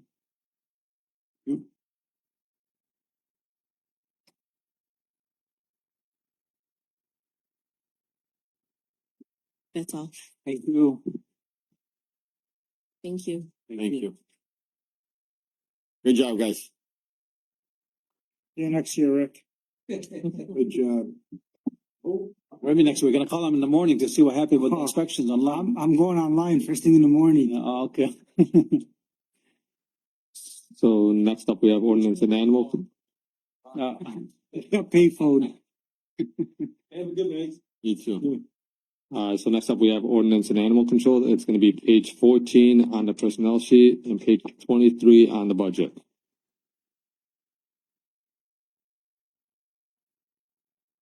You can begin. Good evening. Just to start off- How are you? How you guys doing today? Very good, yourself? Good. Just to start off, we're at about 2,600 enforcements, for this year so far. About 652 violations and tickets. We're almost doing 200 this month alone. You sound like you're singing to Angela's ears right now. Our guys are out there really busy. On our personnel page, you have us slated for 10 employees. We currently only have 9. If we add that 10th employee, we're looking at a new car because we're short cars right now. Our part-timer starts May 1st, and he'll be using the other car we have. And he'll be We doing, budget for 3 employees. We're at 8, 9, 10, 11. So right now, so are you taking away an additional employee that we're supposed to budget? I'm just letting you know, like I said, you guys have us, right now we have 9, and you have us budgeted for 10 for the new. Because we hired 1, so really you're not giving us the 3, which like guys, we put forward a resolution for that. Like, I know you don't wanna figure it out, but the truth is, city council passed a resolution for more ordinance officers. Can't just keep ignoring it to be like, screw them, who cares what they said? Figure it out. I don't know what to tell you. No, I'd like to see that, make sure we're honoring the 11, positions. So if we're at 10, please budget for 1 more like we passed a resolution to. Like you budgeted the last year for and the year before. All right, well, if we do that, we're gonna need 2 more cars then. That's fine. Council Chair, don't we have all the decommissioned police vehicles? And that'd be great too. There you go. I'm using a used car that's over 10 years old. Yeah, so if we have I all mean- these cars that are parked there, I'm sure we can get them up for ordinance until, I'm more than happy to take something and get it fixed up and we can use it. okay, we'll be in touch. Okay, Gotta work with what we got. I'm good with that. Can you give me the price on what each employee is making?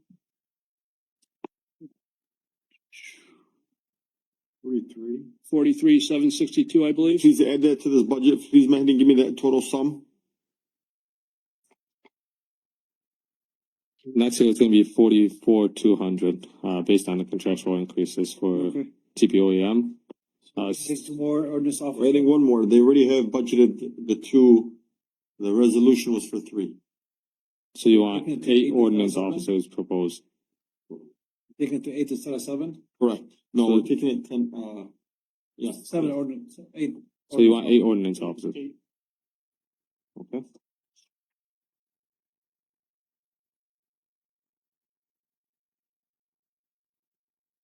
You can go ahead and start your.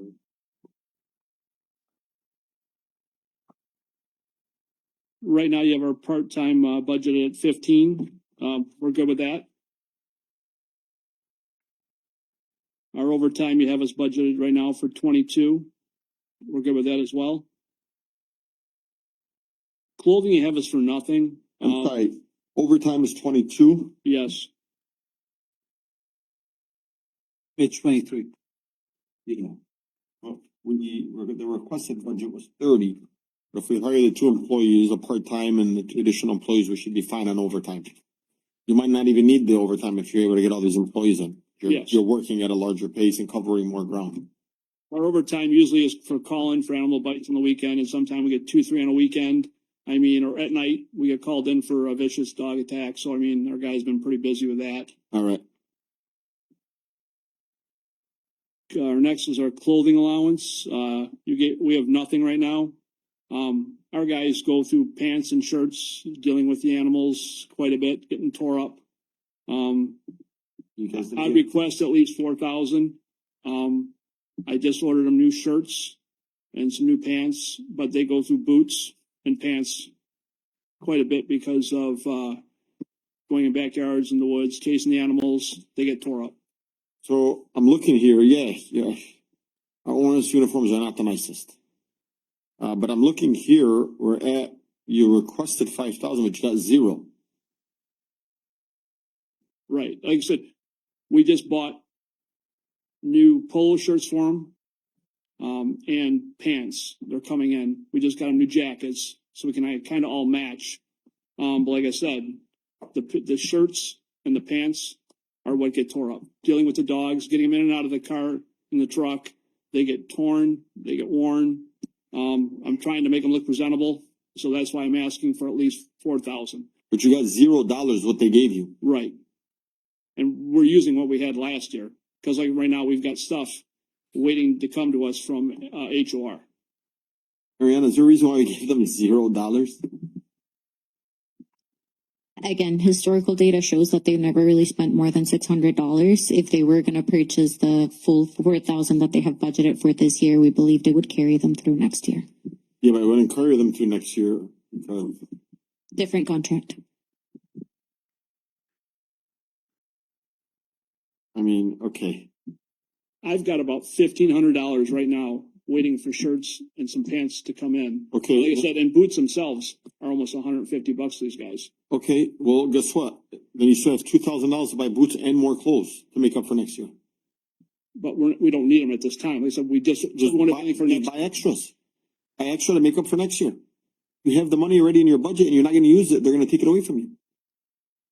I mean, okay. I mean, I just hate to buy it now and then lose employees and then they don't fit. Well, that's the thing. Just buy like a couple of large, some extra large, you know, just. But these have their names on them, No, right? right? Yeah. Councilman, I think it makes sense. I mean, you can't just buy them now and. Because I mean, we've got some employees that are 300 pounds. And Yeah. if they leave and I get new employees in, these shirts and that aren't going to What fit. if somebody gain weight, lose weight, or, you know? And the thing of it is like I said, you know, I just bought them four sets Okay, of shirts. okay, I got it. We're at $1,500 spent so far, but you have $4,000. And I've got another, like I said, I've got $1,500 in right now in an order. So you have $3,000. You have $1,000 remaining. Right. I mean, so Okay, look what we're gonna do. We're gonna take that $1,000 and we're gonna add it for next year instead of giving you 0. Just to at least be able to get you by. How does that sound? And if you need more, come to us. all right. Because you're not using the $1,000 from this year. We're gonna take that $1,000. We're gonna transfer it to next year. Fair? Yeah. Okay. Guys, as much as we want to say we love our budget and we want to give everything away and give you as much as we want, we also got to be fiscally responsible. As much as we want all the bells and whistles, right now we are in a very bad deficit. I mean, it is what it is. Right. I get it. We're in a tough position. As much as we want to say we want to spend 10,000 here, an extra $45,000 there, we got the money. Well, plus you have to understand too, I'm asking for that as well, is if we add the new employees, how am I gonna pay for their clothing? That's where we're at. Good news is Councilman Saab just committed to donating $1,000 to you guys. Right, Councilman? That's what I'm saying. So if we hire 2 more employees, I'm gonna need to outfit them 4 uniform shirts, pants, Well, boots. in this project right now, just buy a couple extra stuff, some extra small, I would maybe want a shirt. But what I'm asking is, do the name, or the officers' name? No, they're not. They're not, no, they're not. And you can always get those embroidered on their own. Yeah. All they have to have is ordinance, Dearborn Heights, They just have the badge on it and City of Dearborn Heights ordinance on them. Like I said, you know, if we had the new employees, $1,000 is not gonna cover shirts, pants, boots. I agree, but if you need to come back to us. Sounds good. What does the union contract say, if anything, about the uniforms? That I'm not sure. I have to look at that. I know there was something in there, but like I said, usually we keep them outfitted, so it wasn't ever an issue. So Director, how much you think it's gonna cost to, for one extra employee to have all the uniform needed? I mean, if we're talking a polo pants and boots, guys. Well, the pants are about $60 a piece. $60, a And polo boots no are more than $30. $150, and you're talking probably shirts get embroidered, probably looking at $30 a shirt, $25 a shirt, and they get 4 shirts. So I mean, That's another $500 Yeah. altogether. $500 might even be too much, Councilman. It's 100, 160 plus 150. and that's not replacing anything that's damaged Well, for current officers. I mean, 300, 150, 150. 300, that's it. $300 an employee. But that's, once again, not replacing anything that's damaged for the current employees, so. Well, no, you do. You're replacing anything that's damaged. You're getting 4 shirts. Yeah, but they work 4 days a week. Yeah, they work 4 days a week, and like I said, 3 of the guys do animal control, and their stuff gets tore up. Dealing with What do you want? You want $4,000 for that? Yeah, I mean, like I said, because they're probably gonna need it. Let's go to 2. Two, I'll do 2. Yeah, Okay. Two sounds good. Let's go to 2. George, can we set that up? That's line, 709. 713. I'm sorry, 713. If I come back next year and I'm working on the budget and it says you only spent $500, I'm gonna be very upset about this. I'll spend it, don't worry. No, no, what would you say? You give me- Because I wanna tell you something. In uniform, I saw you guys been doing like the blue polos or something recently. Yeah. Those look very clean. Well, the new jackets too make them look a lot better. Yeah, but like the ripped up t-shirts and stuff, That's gonna stop. Like I said, that's why I went and ordered the new polos yeah. and, you know, like some pants. You know, some of the pants are getting pretty, you know, bad, torn up. You know, the boots, like I said, I try to do them every year for the guys because I go through them. And Once gals. again, they go into Guys these and gals. houses and yards that are pretty nasty. For sure. Okay. What else we got? Okay, Council Chair, Yes, sir.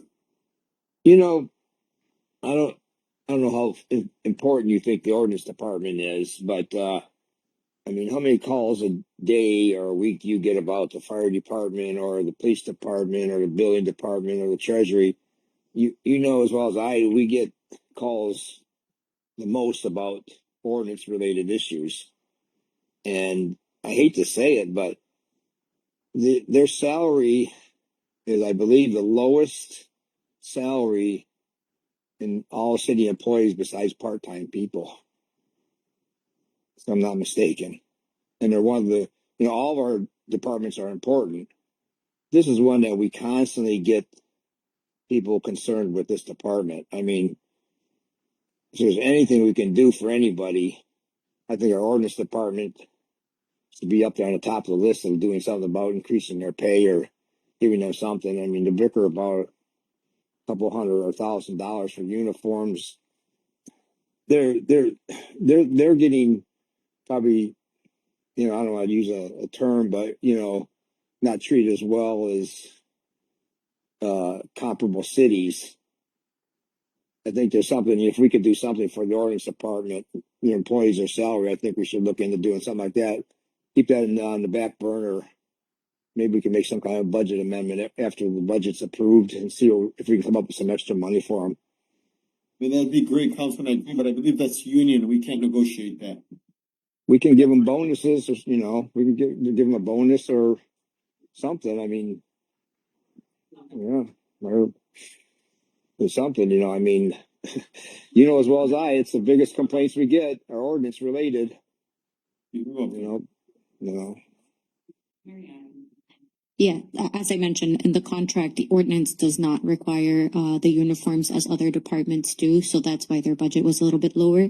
But as you brought up the salaries, I did want to bring up that our ordinance director is actually one of the lowest paid directors in the entire organization. His salary is currently $80,000, 325. When you look at the comparables that I had shared with the council 2 weeks ago, the ranges are between 70,000 and 122 for that position. And our director that had just retired also been here for about 35 years. Mhm. There's something we should definitely look into. I mean, let's not put it on the back burner. Let's put it on the front burner. Keep an eye on it. And, we value our ordinance officers, and we complain, residents complain that they're not doing their job, not issuing enough tickets, not following through. And I don't want to say, I would never say that they're saying, hey, we don't get paid enough, we're not going to do our job. But you give them comparable pay, and I think they would, if possible, because they're all doing great jobs, they'd be a little bit more proud of their jobs, and put more effort into it. I'm not saying that they don't put enough effort into it, but if you get paid more, you tend to produce more, and they're working their butts off now. They need help with extra officers. They're the department that's probably treated the worst, if I can use that term. Councilman, And then- but they yeah. are union employees, so we don't negotiate their salary, so that's something we can do. I know Mariana only mentioned the director because he's not union, but the rest, they are union, so that's not within our power to do so. Well, sure it is. It's administration negotiating the contracts. Correct, but we're not the administration, so I know they hear you they clear about. Until they do negotiation, then they can discuss it again. Yeah.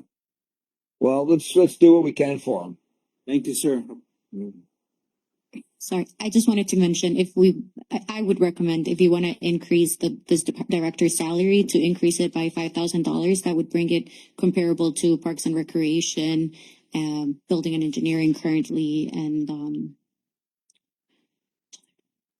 I'm sorry, one of them is escaping me, but there's a third that is also at the $85,000 range. But the lowest by far is ordinance. Yeah, I'm fine. We have the money. Look.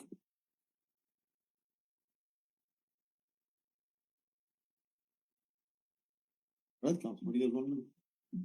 I agree. Wait until the end of the budget until we're done. It's just so we'll know what the number is at the end, and then we can either take it back down or take it up. I think that's fair. I think you should be able to be at 85,000. Yeah. For the director? Yeah, for the director. So what was the third one? What third one? She said there was one that. He's at 85. Sorry, Parks and Recreation, Building and Engineering. And I think the lowest should be at minimum 85,000. How much is the Parks and Recs right now? 85,000. 83,400. I think director's doing a phenomenal job. Thank you. 680. Yeah, I think we can match him with that. We can. Thank you.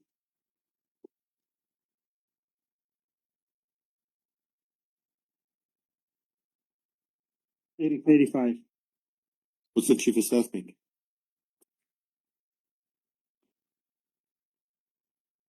Chief of staff. The chief of staff is the lowest one.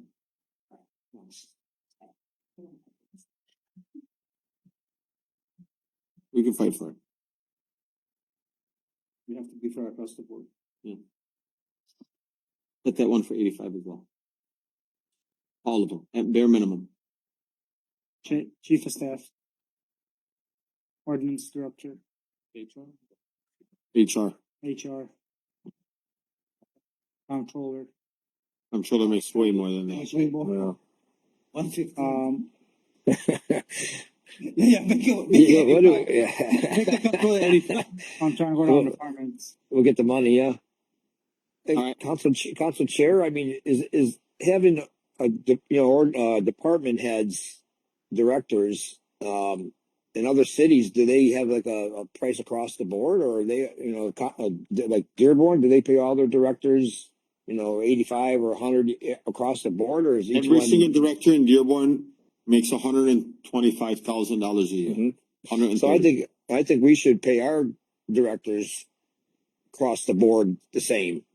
That's what we just did. We just did that. Yeah, I know, but I'm saying if we have any left out there, because I don't know if we named them all there, but every No, I mean, one of them. some make more, Depends on seniority too. and depending on No. senior. And we cannot compare ourselves to Dearborn. Dearborn budget is No. 50 million No, I'm and not saying- 120,000 people, 20,000 No, people. you misunderstood So, me. I You mean- misunderstood. All I said is, do they pay them comparable across the board? I don't care if it's 50,000 across the board, 10,000. I doubt that. No, but I No, know I'm like the saying- finance director makes more. The Dearborn's got a COO. They probably make like 200,000. The police chief makes a lot more. The fire chief makes a lot more. Different, So I mean, there's different Mhm. prices vary. Mhm. It's. I mean, it is Honestly, what- like, but- we should look into other cities, what they pay, and then come back to this, to be honest with you. yeah, but I mean, I think 85 should be a minimum. yeah, I think 85 at a minimum is fair. That's honestly, let's one day look at it for other cities. That's what I think we have to do is look. But guys, don't forget we still have 4 other things and a police. Well, we'll wait until the end of the budget. We'll Yeah. do the people. Come on. Council Chair, just to clarify, are you saying that any department head under 85 right now, bring them up to 85? Yes. Okay. Thank you. Put in the chief of staff. And city council members. All right. Only the one present now on Zoom though. There's only 1, 2, 3, 4 of us here. 1 on Zoom. 5. All right. It's just trying to connect. Okay. All right, guys. Anything else? Supplies, sorry. Go ahead. Supplies is fine at 4,500. The next big one is gonna be the Animal Pro. We were guesstimating this because we didn't have the contract at the time. The contract, with this year and next year comes up to 114,930. I would suggest we take that up to 119,930 to cover any cost above and beyond, because we have to pay for any wildlife we take in there, anything that's euthanized. So that would be a $6,000 cushion if we can. If we can do a little less, that's fine, but we need to be at least at 114,930 to cover the contractual cost for the year. For the year? Because part of it is, I broke it down, the first 6 months is covered underneath the 7155, and then the other 6 months is at the 12,000 mark. So, and that comes out to the 114,930. So it was budgeted for 100,000, so we need to bump that up. So you're saying 120 for that one? 120 would cover anything we need. If anything happens, we're covered there. And that'd be any animals that we have to take in, euthanize, any wildlife we have to take in, because they charge us for all that. Look, The Humane Society doesn't cover that, No, those are separate costs. Like I said, they take care of if everything we else. have to increase that, What's that? if we have to increase it, then we could do a budget amendment. We just can't come up and say we're gonna give you an additional $20,000 and we don't have it. The thing is, he's saying that's how The, much. the contract is 114,930. And that's for 6 months at the old rate, and then Everybody's no more money. Everybody back. Minimum, we have to give the 114,9. so basically 14,930 is what we need to cover the contract cost for the year. And that's for, like I said, this 6 months and then the 6 months in the next year, which goes up to the $12,000 a month rate. So that needs to go up at least, we just go to the minimum, would be 114,930. so if we have a dangerous dog and it has to be euthanized, that is not covered by Humane Society, that's covered under this? They have cost for that. Now, we'll go after the homeowner, but if it's an animal that's out on the street, we can't find the homeowner, that's our problem, is then the cost comes to incur to the city. So how much is, you think, cost for each incident, for example, like an average? I couldn't tell you, so I'd be guessing. And what we're doing now is, any animal that's turned over to their owner, the Humane Society is letting us know. we're issuing tickets. Although the city doesn't get any money for that, it goes to the court, but we're issuing tickets now for all those animals as well. Court goes back to the city. But the Animal Pro contract, what does it cover? In other words, what? That covers us taking all cats, dogs, if they have to do any quarantines and things like that. I got a question for you, Director. Yes, That's separate from Humane Society. Yeah, it's separate from Human Society? it's all part of the contract, I believe. But like I said, those are the fees that are in the contract that we have to pay. I don't have the contract with me, so I can't, like I said, I'm just giving you the basic of what our cost is monthly. Let me ask you a quick question for you. Mariana, when we created this budget, or maybe Brian, no, Michelle's not here, so I won't ask Brian. Well, when you guys looked at this contract and we know it's 114,900, why do we want to give them 100? It wasn't set when the budget was created. Sorry, yeah, the contract wasn't set when it was set, like when we set the budget. This was based on the prior contract with the proposed numbers, which had a smaller increase for next year. The current contract has a larger increase for each year, so it's a difference there. So I would say let's take it up to 117 for now. That's an extra 2,000, Christian, and hopefully no incidents, but. I think Councilman Ahmad and Constant are gonna be animal patrolling. Yeah, well. I don't know where we're getting all this extra money from. And now in the budget last meeting. That's line 806. Yeah, I think it's a good idea. Yeah, did you ever email the administration regarding this before coming to our meeting? I sent out, yeah, the new cost, yeah. Did you guys not think about like looking at it? Shannon. Yeah, I think I went to Shannon, yeah. What is it? I think I may have sent it to Shannon, yes. You said Because to the I chief said secretary? that, and I also added I know. the cost of the, I also had the cost of the clothing allowance that we were asking for in that email as well. So, Well, according to the contract, you don't need clothing allowances in on the city. I get that, yes. Yeah, so that's why they never did it. Not in the contract. Well, she never answered back, so. Okay. So what's the increase now in the amount in this budget? Cause we just went up in salary, employee, 120. With this ordinance, yeah. 119,000. the problem is the employee comes with fringe benefits that we have to calculate, but we'll just do a quick math for you. It's okay, we can do it then. Yeah, I can get you that number in like 2 minutes, 3 minutes. Okay, go I ahead. just wanna let him finish his, Do you have anything else, Director Lefebvre? The only thing I can't read my capital outlay, what do we have on that for me? No, I think we're good on everything else. Nothing for training. Yeah, you have nothing for training, no? It was combined, yes. Okay, So what's the capital outlay for? We need that to repair the, backup dog truck. The latches have all broke off. It's gotta go to a fabricator and they have to fix those. Is that the new truck? No, the old truck. truck? We kept- yeah, cause at one time, last week, we had both trucks out there cause we were busy. And so we have to have both trucks. If that one goes in for service, we have to have the backup. So like I said, the backup needs some, fabrication done to fix the latches on it and it needs new tires. thank you. So that's what that's for, yeah. Thank you, Director. You're all set? Okay, thank you. Director, your last name, is that French? Yes. You look French too, to be honest with you. Guys, have a good night. Do you parler français? No. Where do you get your uniforms from? Ali Brothers or somewhere else? We get them from, HOR and the shirts are cheap and then they do the embroidering for like $9 a shirt, $8 a shirt. We gotta get through this budget hearing, guys. Thank you. Ali Brothers was. So the change for the ordinance budget, the total, with the added ordinance officer, the $2,000 clothing allowance, the increase in the director pay, as well as the increase in the animal pro contract, it's gonna be $67,875 change. Is that with the benefits? The benefit, no, No, but the benefit. We don't got would water, be- huh? the budget is done.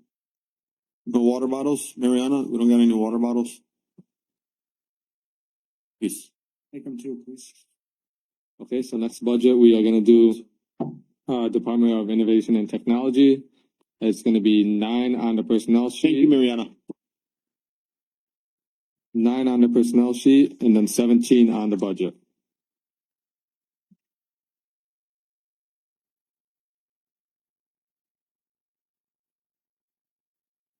Can we take it to 85 too, the director of IT? Never seen him resign so fast. I'd like to remind I am a department of one. No, you got an assistant. 1.5, sorry. Yeah, don't forget that assistant. You used to be a department of one. You guys just snuck in that other one. 1.5? How do we sneak it in? It wasn't budgeted. Right. So they say. No, it was budgeted. It was budgeted. It I was just budgeted. messing with you. Okay. But you know, we had some free ones coming in. That We need to don't want. implement the, internship program so people can help you. And we don't have to pay for them. You know, our robotics team came in as one of the best in the country. They just competed in the championship in Texas and lost. I do. I used to actually run a first robotics team. Yeah. So like Mr. Maravillas has got some kids and we're like, hey man, I got a bunch of IT guys. Can we come in the city? And I was like, Mr. Cooper doesn't like anybody. Oh, that's not true. The mayor doesn't like anybody. That is not true. I'm joking, guy. We all like everybody. Maybe hopefully this summer we can get them in the programs. They can help you out. Yeah, it's good, man. Just get like they're free. They want to come in. They want to learn. You know, maybe teach them something. Maybe they can teach. You know, Maybe they can teach you a few things. Never know. we got a very solid IT director. No, I do. No. But kids, teenagers' brains, man. One of the biggest parts of my job and everything is trying to stay up on top of all the different changes of technology. I spend more time having to read and educate myself that it's very, very time Well, consuming. last year we had a few kids that called that wanted to do an internship. It seemed like they wanted a G14 clearance to work for the city. To be able to get certain access, they like, for example, they're not gonna go into the Justice Center because you have to have that Yeah, that's clearance. fine. They bring them here to City Hall. You know how fast they'll make. I bet you the things that the building department would have been Yeah. done by now. Maybe the scanning part, they could do scanning part. I mean, I need stuff that, not confidential stuff. The police department has interns. So, all right, Let's go ahead. we can definitely work on that. All right, That's you. Thank you. bring mine up. So, the first couple of line items are pretty, standard with the salary, my part-time, I actually did reduce that down. We originally budgeted, and with the current person that I have being part-time, meeting the hours, a college student that is going to school for it, with a lot of projection, we did bring it down to 30,000 to save, 20,000 for next year. The supplies, we, for 500. Again, just general office supplies, the IT services, that covers, a lot of our software licenses that we already have, contracts that we're already in, that covers our Civic Plus platforms, our Microsoft, our Adobe, you know, for example, with that. That helps also cover our, support services contracts that we have. For example, our multi-factor, our SOC team, that helps when, potential, account gets compromised and I get notified, so we can take advantage of that. And I would like to say that we have, been on top of that. There has been unfortunately a few. The lease pay, because of the lease that I did get in last year, came down. We got a really good, deal on that. That is actually up this next year. The telecommunications, even though you were so gracious to approve my budget amendment, last night for that, because of the work that's been done, that is actually going to, Save us money. what's that? Saving It's going to very much save us money in the long run. with it. 118,000. The fact that we're leaving Windstream is going to greatly save us a lot of money with that. I am asking for, the repair and maintenance, again, that is in case some critical items, are broken server. You know, for example, there are certain things that we gotta make sure are up and running and we have a budget for that. Thank you. Thank you very much. And then, also for the capital outlay, I am requesting that capital outlay. We do have a lot of computers that are now, due for replacement. For example, the ones that you have in front of you, if you have them up there, those are due for, a product replacement. These, Yep, I look at, but let's not get the Surface please anymore. I don't think it's. that's fine. They're actually a little bit more expensive. Actually going to a traditional laptop would actually save us some money. But I do look at, our life cycle of all the inventory. We're looking at about 5 years is time to replace. I mean, honestly, our my laptops. my laptop works perfectly fine. So, This one, Yeah, tablet. this tablet thing works great. I mean, it's touchscreen. I'm using it. I think it works fine. Okay. I only use it for. I mean, he's also an engineer. Get him whatever he needs. but that's where the capital outlay is to look at where again, the life cycle of computers being 5 years, and to be able to replace them. So what do we do with those? For the old ones, What do we have? because it's government, we do have to remove the hard drives and destroy them. And a lot of them the other So you saying you want to get rid of these and buy new ones? what's that? You want to get rid of these and buy new At ones? at 5 years, again, if I budget it now, I look at towards actually the end of the budget cycle to replace them, where I've got that money there, so we could actually get, another year out of them. So, No, I think they're still fine. Ours are- so a lot of the computers also too, that are looking to get replaced are ones that don't meet the minimum requirements for Windows 11 that we have to implement, because again, in October, that goes. So this will no longer work in October, you're thinking? Those ones meet the absolute bare minimum specs of Windows 11. So. Alright. Why do you guys have a nice Dell one? Yours looks like a different type of Dell one. Yours is like the really fast Dell one. With some of the work that I do, mine is a little bit more than those. Typically, the laptops based on current contracts that are out there, they're roughly about $1,200, but that also includes a 4-year next day keep your hard drive warranty through Dell. So, getting warranties on these is really important. Thank you, Director. Do I have any questions on? No, I'm okay. Okay, I would like to say too, on that, IT services, that also does include BSNA, that we have in there.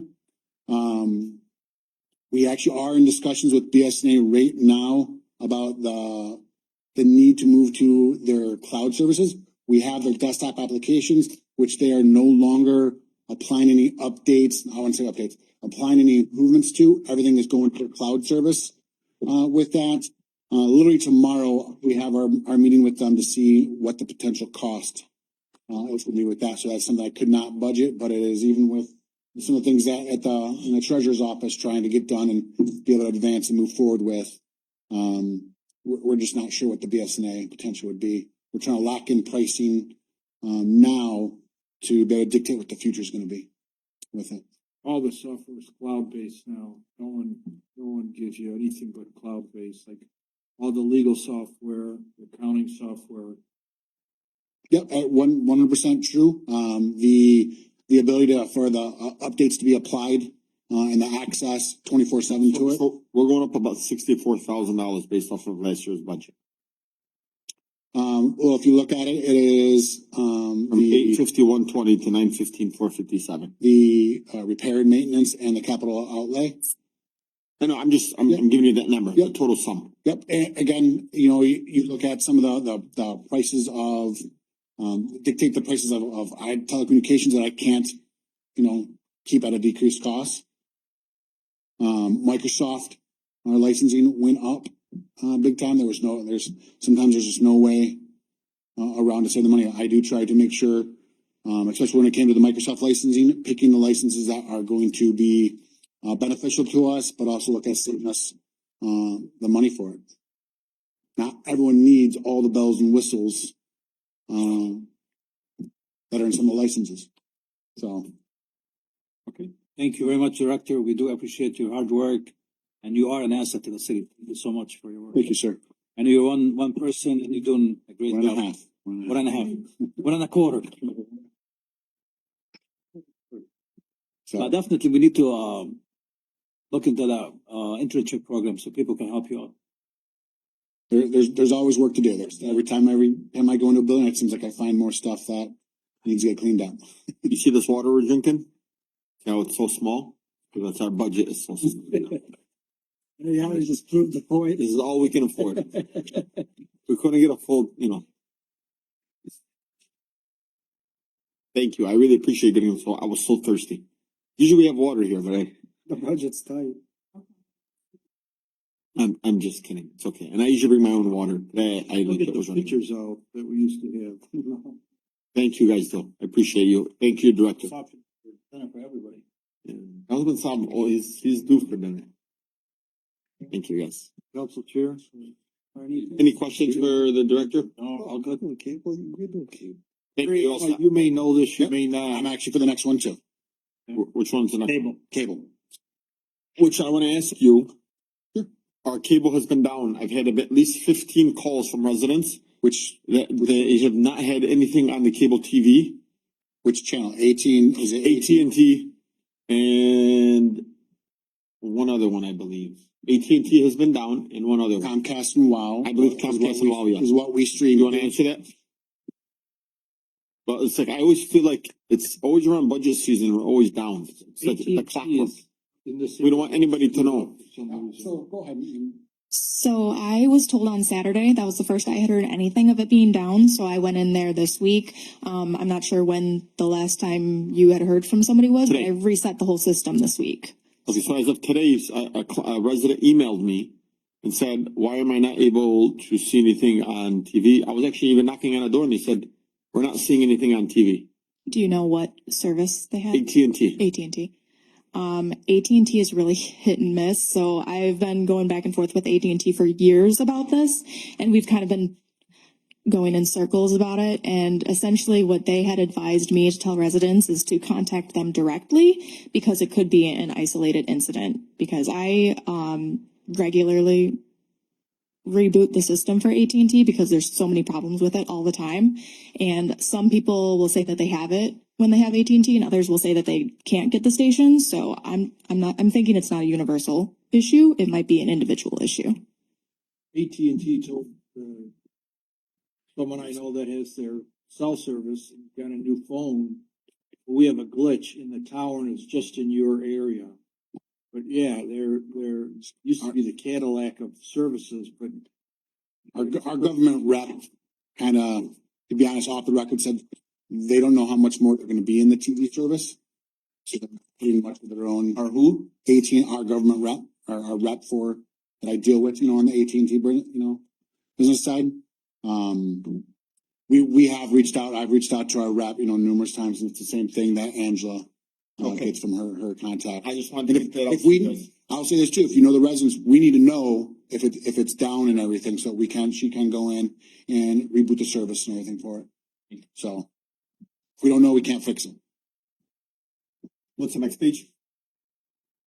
Page 17 for the personnel pages. And page 29 in the budget. Thank you to our police officers for patiently waiting. I know that we have a meeting next. I believe this is our last one. What page in the budget again? 29. 29, sir. Thank you.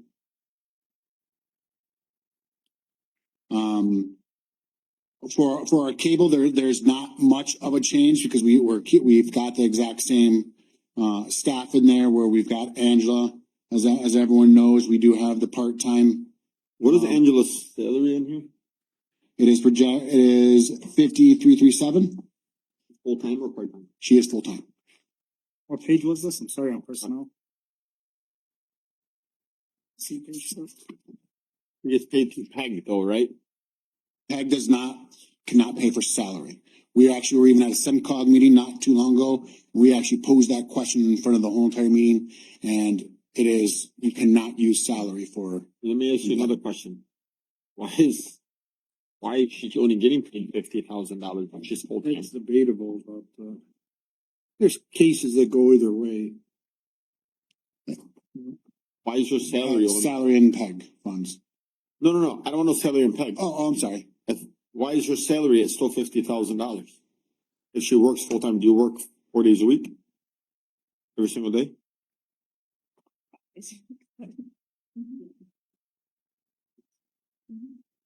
Are you like an hourly or are you set on salary? She's salary. Can anybody answer why she's, I mean, I don't know, do you think?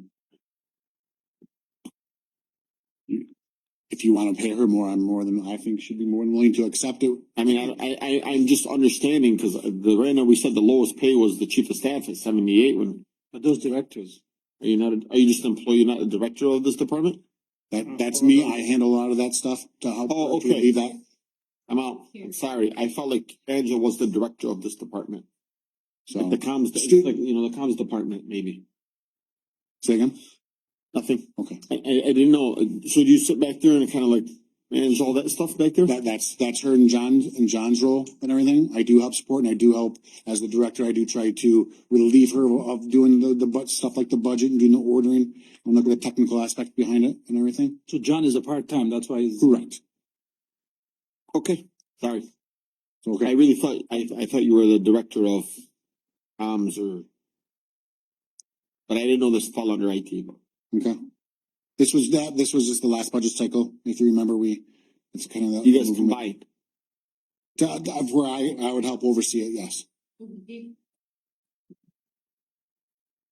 So as you recall, in 2021, there was no department. There were simply part-timers. So back in 22-23, we created a full-time position for Angela. That's the first time that we had more access and information for residents because we had a full-time employee instead of part-timers. But they didn't have really a lot of leadership and a lot of understanding on how to work with the budget, how to pay for claims, et cetera, et cetera, et cetera.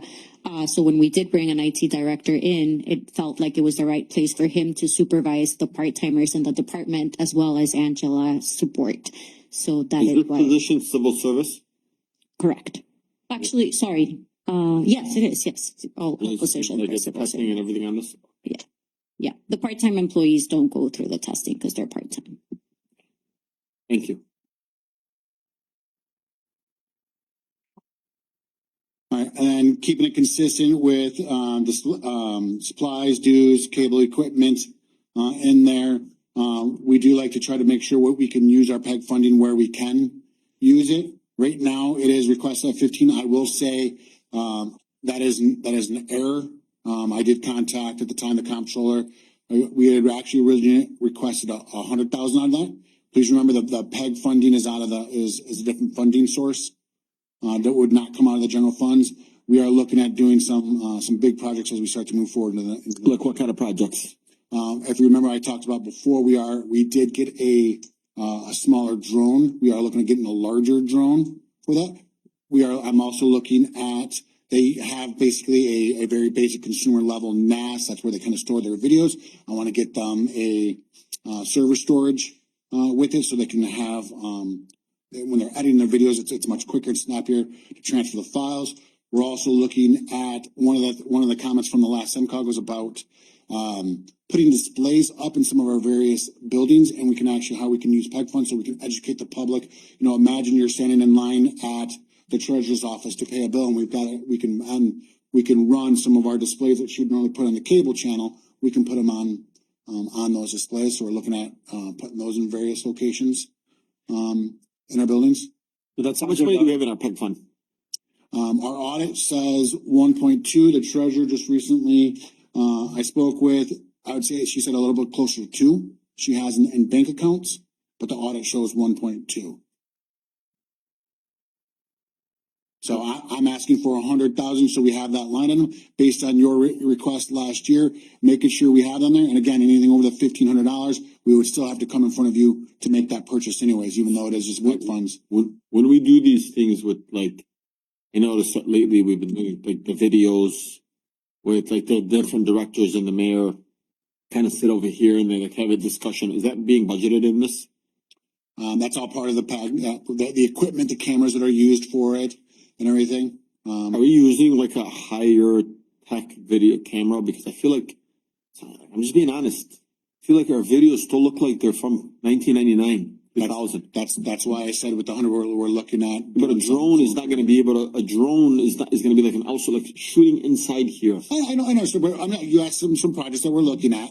That is one of the things we've talked about having lighting source, proper lighting source that we can put there. That's, you know, whether it's here, remote locations.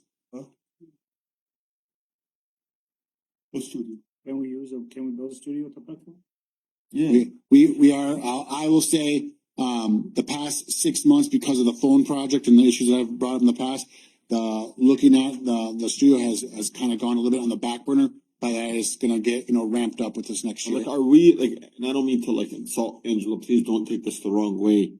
But like, are you? I don't want to say educated. Are you familiar with like different cameras and things and whatnot like that? Like, I don't know. Like, mind you, please excuse me. I don't know if like cameras are an IT thing. I thought just like cameras are like a camera thing. Filming. You know, filming and whatnot. I didn't think it was an IT thing. Yeah, yes, I am. My whole college degree is all in video work, so I am familiar with different cameras. So to answer your question, So can you tell me, is the cameras that we use that are filming, are those? they're good. It's really the setting. So having like the proper lighting and having like an actual studio would help immensely with the quality and how it looks. But we have cameras that shoot in 4K, so our current video cameras do that. I would like to eventually invest in DSLRs, which would give a little bit more of like the film cinematic kind of look to it, because the video cameras that we do are basically just, you know, for what we do, shooting the events. We can use that money out of the PEC fund? Yes. Okay, let's up that. Honestly, I wanna invest in technology and video to, when we post stuff, I want residents to see that, you know, I'm not trying to insult anybody. I don't want the videos looking from 1990s. Where they're so bad. I want them to look like today's videos. Even like an iPhone video looks sometimes better than the videos we post out. Every time. So I wanna up this. I wanna buy equipment where today's equipment. Just use your phone. You don't use the. No, I'm being serious. And that's why the 100,000 I asked her, again, trying to make sure you That's understand, from the fund? it's different funding source, it's not general fund. We can use for equipment from PEC fund, right? Yeah, that's what it's meant for, it's capital outlay PEC funds. Let's go up to 300,000. If we don't use it, you can put it back in the bank. Oh, yeah. Also, Chair? Yeah. Also, Chair? Didn't we just approve and buy new cameras? Did you? We did the 10,000 budget amendment there to their photo cameras, but we wanna look at the video cameras. Yeah, we want video I thought it was video. No, those were About a year ago. Not even a year. Well, yeah, the Canons that we did. I'm just That's saying, what she said is the 4K. And again, those were, yeah, they're good for mobile events, throwing them on your shoulder and kind of going and doing it. But as we're wanting to up our game, as you say, we like, I think of like my business, when my videographer comes in, he pulls out, you know, before he's got all these different lights. He's got this camera with this red thing, and like he backs out and he's moving in, and I'm just like, then the videos come on, I'm like, wow, this is great. Then I watch our city videos where we have all this money in technology. We have all this money in videographer and they're like slow motion. And I'm not, I swear I am not trying to insult anybody. Understand? All I'm trying to say is, and I feel like we need more of like life. Hold on a second. I got a question. Angela, you think better equipment? What you're looking for would be better with doing your job?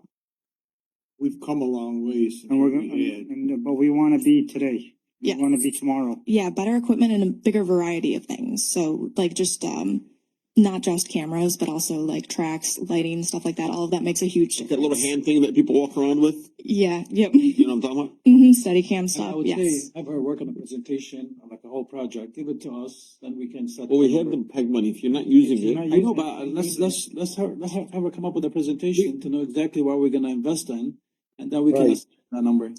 We're asking for that, again, it's on the line item. This equipment is over that $1,500 threshold, and we'd have to come in front of you anyways, no matter what. Even This if- is just setting. even if like the equipment's not gonna be $1,500, so they're still gonna have to bring it for us. Very much. That's why, I started 100, when I first came in, the original budget was about 500,000. I don't wanna just buy equipment, I wanna know exactly what we're gonna do with those equipment. Alright. I would say, Council Chair? I wanna study session, see Yeah. exactly what we're gonna do with every piece. I want Maula here. Yeah, and then Yes. we take it from This there. is not something we're gonna spend, this is, we're adding it. Council Chair, Correct. yeah, Correct. Council Chair, this Yes, could be sort of like a cable company master plan. You know, what they wanna do this next year, what they would like to have, and give us an idea. Yeah. Guys, this 300,000, if we up it, we're not saying we're gonna spend it. We're just saying that if they do now wanna come and do a presentation, the money's there. We might come back and say, no, we don't want, it's too much money. Exactly. You know, so that's all we're saying Exactly. is, and if it doesn't, it goes back to the PEG fund. It's not going to the general ledger. You know? So. What line number was that? The You- PEG. The PEG is 981. PEG capital outlay improvements, it says. So we take it into what? I mean, you can take it to 200. You don't have to do it to 300. I think 200 is fine. Go buy whatever you guys want to buy. Just let our stuff. Of course. Still a crazy number. We have 2 million in a. Sure, like, I actually was, you know, when it was doing rooms like this, like, for example, one of the things that I've actually been in communications with, Mr. McCaffrey at the library is because they put in a lot of services that we thought about where we could actually start to stream those services, where, so we don't have to have always someone there. We can actually have a nice camera that's mounted in their room, like at CK Library, and we can set up the equipment there for them, where they've got their presenters that come in the evening time, and we can preset that up and get it pre-configured, and a lot of it's automated. To talk about AI, that's where that could actually come into. Let me tell you something. When you're watching a Dearborn school board meeting, Yep. Dearborn school board meeting, that person's name appears on TV. Yep. The camera follows the person when they're walking, setting up. It shows different diagrams of like who's in the audience, who's sitting up here, and so the screen divides. We're lucky that we got This is I'll say, this is a bare minimum setup. I had it where again, it came from a school district. Our superintendent had a touchscreen, and every time he wanted to make a change, he could change it, and it would change the pre-configured settings and all the cameras and everything. So the system inside wasn't changed when we did this chamber? Well, it was upgraded. upgraded. No, it was definitely upgraded. It was definitely upgraded. I was not part of this. I'll just. Yeah. You should have seen what we had before. We had a tripod, used to hang this thing on here, and Angela used to be one that did this. And then she would zoom out, and then she would zoom in when somebody would talk. That's what I'm saying. There's a lot of things get done. Just when it comes to audio, video, you get really expensive. And also, it's not cheap, that's why I'm saying 300,000 realistically is not. All I'm saying, like Council once has said, I need a plan, I need the vision, I need a goal. I don't wanna just say, okay, I wanna buy this, buy that. I wanna see exactly where we're heading. Like a whole project, a whole master plan. We could definitely start to put something together for you and bring it to you. Okay. Again, I want to stress, no matter what, if we're gonna have to come in front of you anyways. That's what I'm saying. I don't want to like keep saying, I want a camera here, a stand there. I want a whole plan to see exactly where we're heading, what can we do with like a whole project. I agree. And there should be. Okay. I'm gonna be honest with you. I'm doing those plans. I got a lot of friends that are in like cameras and whatnot. I know nothing about them. I'm gonna invite them to these study sessions and be like, hey, like, they do things for like the Department of Defense and If they want to come in and give suggestions and things to do, yeah, we are always open to that. 100%. Yeah, definitely. You know, I got no problem with that at all. Oh, good. What number are we putting on the line item? What do you want? 300,000. Doesn't matter. If you don't spend it, we'll put it back in. Yeah, exactly. Okay. Any questions for cable? No. Yeah. No. All right. Thank you very much. Have a good rest of your night. Thank you. We are all set with today's budget. Police officers, we had the phone for the police officer, but the police chief couldn't be here today. We are not gonna do that one until the following, we'll add it to the next one. That'll be tomorrow. Yes, it's tomorrow? Yeah. Got a budget? Yeah. Yeah, we have a five tomorrow. We're doing I was just as surprised as you when they told me. How many do we have tomorrow? You have 20th District Court, you have CDBG, you have DPW, building maintenance, major and local streets, water and sewer, so they're kind of big items. Yeah, tomorrow, then we'll move it. We'll I move mean, to the following. police and emergency management is DPW is gonna be long, water maintenance is gonna be long. Yeah, Court should be quick. Court will be, I mean, you can coordinate with Georgiana and then we can set up. what'd you say?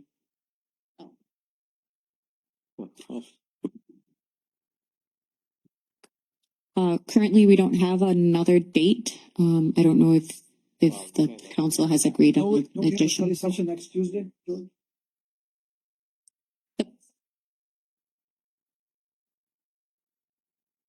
What time? Yeah, and then possibly We can do the police department before, I mean, it'll be the only one.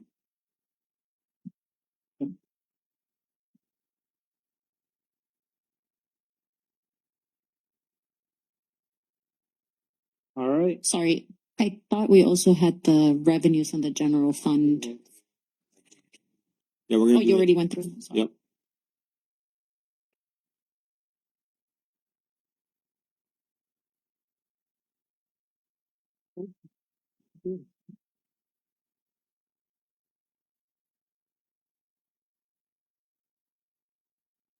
Council Chair, are you gonna have the speakers for the study session on this table or at the podium? We're going to the police department? No, I know. I mean, we're gonna the pension, we're gonna sit up here, I'll have the pension board. I'll move over. Yeah, To see. actually, you can stay up, I mean, to discuss numbers. Mariana, you're gonna be here, right? Yeah, we're gonna be. Don't matter, I'd like to see Brian up here and I'd like to see. Actually, you don't have to be up here, Brian is here. He's more knowledgeable in what. Yep. Yeah. Brian Square. Thanks. And we're gonna have, or from the, Thank you, guys. pension board up here as well. Yep, you, Brian, and Lori. And we can have Mariana stand actually by the microphone up there in case she's gotta speak from over there.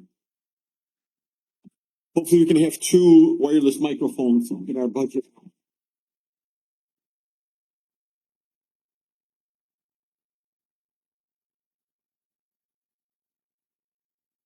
Oof. Here.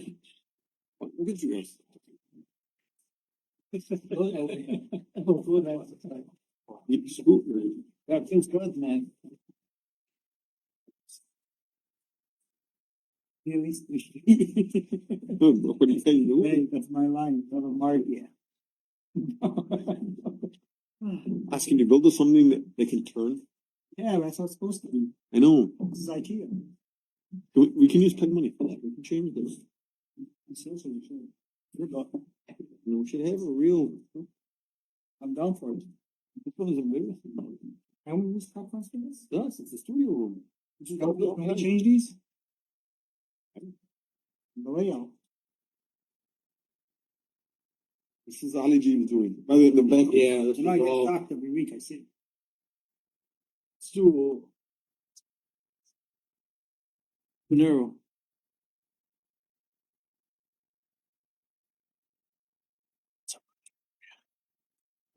Before we begin today, tomorrow is Councilman Wanso and his beautiful wife Debbie's 50th anniversary, wedding anniversary. I don't know how she did it with him for 50 years. That is crazy. Happy anniversary, Councilman. Happy anniversary. I mean, if 50-year anniversary is. Keep it muted for 2 minutes. He's 65 years old. Means they got to know each other at 15. Wow, good for you. Is it yours tomorrow too? Wow. Did you also go to Annapolis?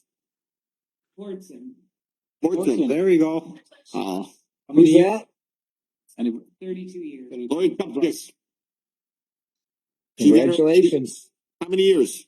32. 32 years. You said he got 21 years or something on her. Not bad. And you're not 18. You just don't know how to do math. 18 years. 15 from this year. 15 years? I'm pushing 6 years. 7. My God, just celebrated my 10th 5 years ago. It was like yesterday. Yeah. Well, you had gray hair 10 years ago. What happened? We both did. For men.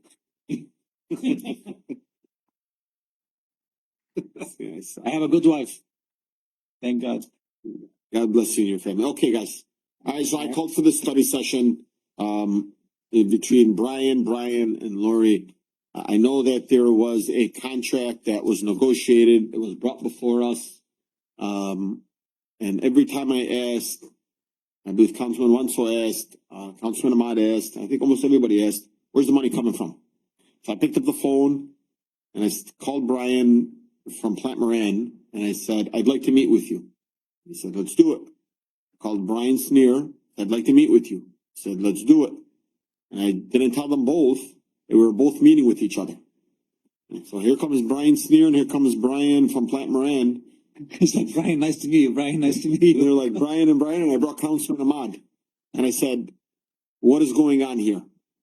Because too many times we have these discussions in public and everybody's kind of giving different information. I had Brian Sneer bring the contract and hand it to Plant Moran. Plant Moran said, I will give you my evaluation on this. And so Brian evaluated it from Plant Moran, and so did Brian from the police department. And so we just gotta say Brian S. and Brian P. So Brian P, said he did his look into this. I then heard from Shannon, our former comptroller, who said, you need to reach out to Lori. There's so many moving parts in here. And so then I met with Lori. Lori said, and these are things that we have to realize is sometimes we forget about the pension board.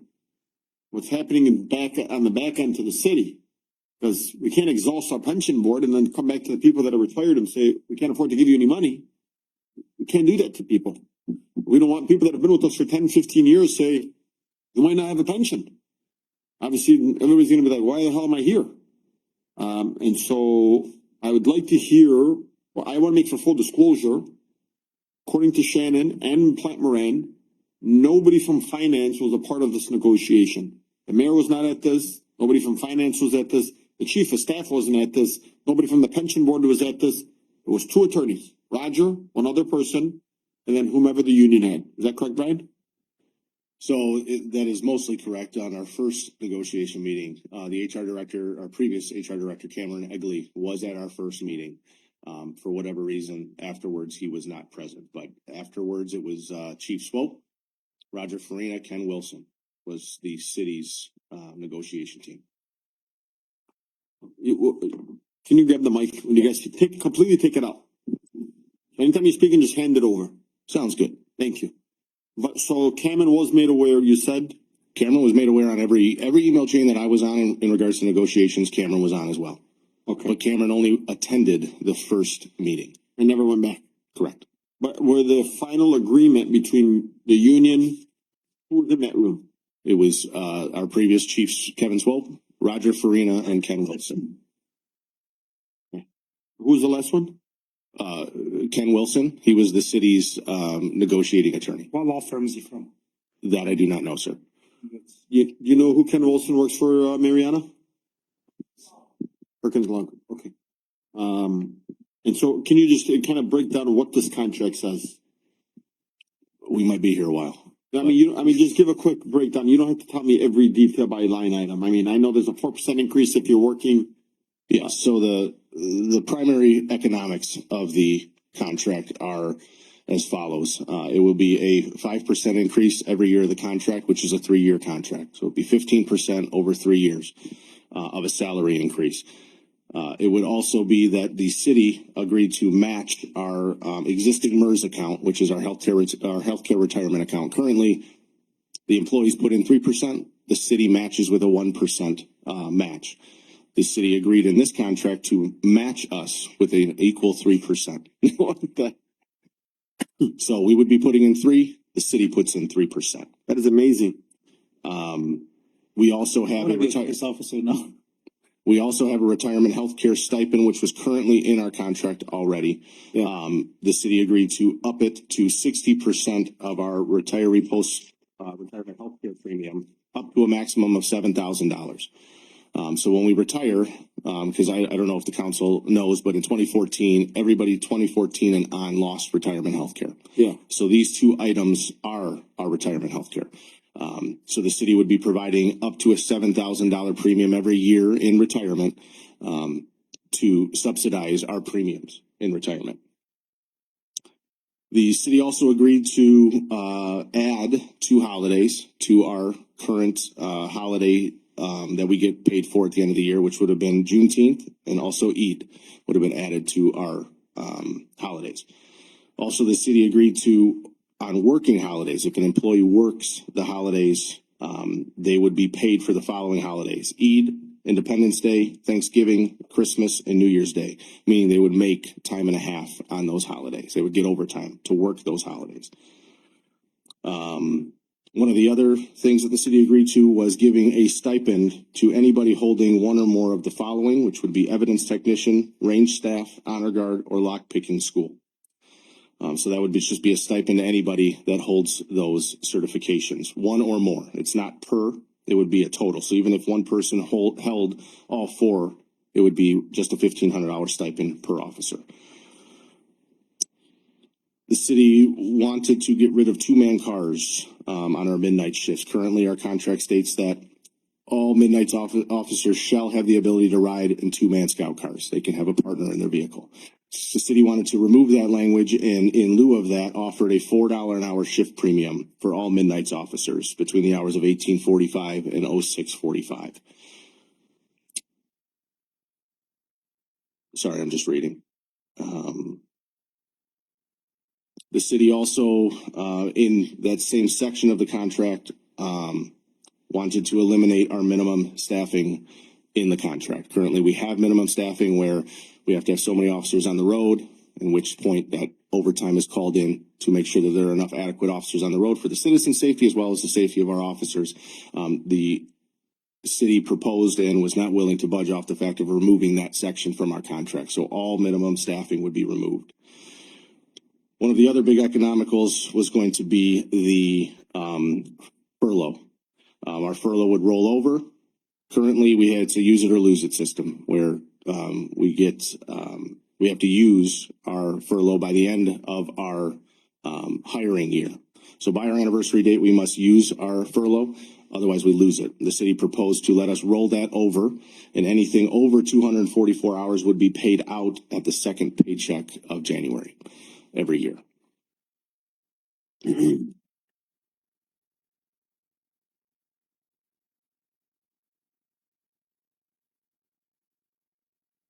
The other primary economical was just a 1% increase in what would be considered a senior PO bump in conjunction with our uniform allowance. So at 8 years, you would get a 3% bump, which we previously had a 2% bump. So anybody that hits 8 years of service would get an additional 1% on top of their for their uniform allowance for that year.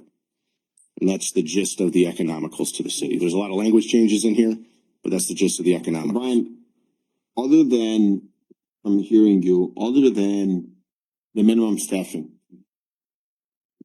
which I don't even think you guys should be negotiating. I just want you to know, just give you a quick breakdown. Dearborn turned down the entire charter where they've ran an election, put it on the ballot, had people vote on it. They spent tens of hundreds of thousands of dollars to put a new charter, paid these commissioners that showed up to a meeting every week, and it came down to minimum staffing in the charter. And the police department went out and asked everybody to vote it down, and it lost. It was voted down because it came down to minimum staffing. Because the law changed, but if the charter or the negotiation was still minimum staffing, if it was in the charter that you had to have minimum staffing in the police department, and you had to honor it. But if they negotiated it out, and you can no longer add it back, and the police department fought that. So other than minimum staffing to the city, I don't see like where the city asked for them to negotiate. You know, you get what I'm saying? So, and which is a great thing for the police department, right? Anybody that's looking at this contract is just like, this is absolutely amazing.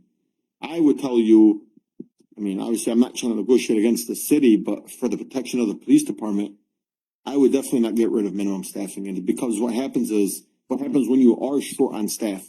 And then they're like, well, it's not in your contract. And if I only have 2 officers on the road today, you guys have to continue to work on that. You know, or I don't have to give you overtime no more. We're just going to take the 3 officers today. I'm not going to bring on this 4th guy because I want to be, you know, there's no such law as minimum staffing.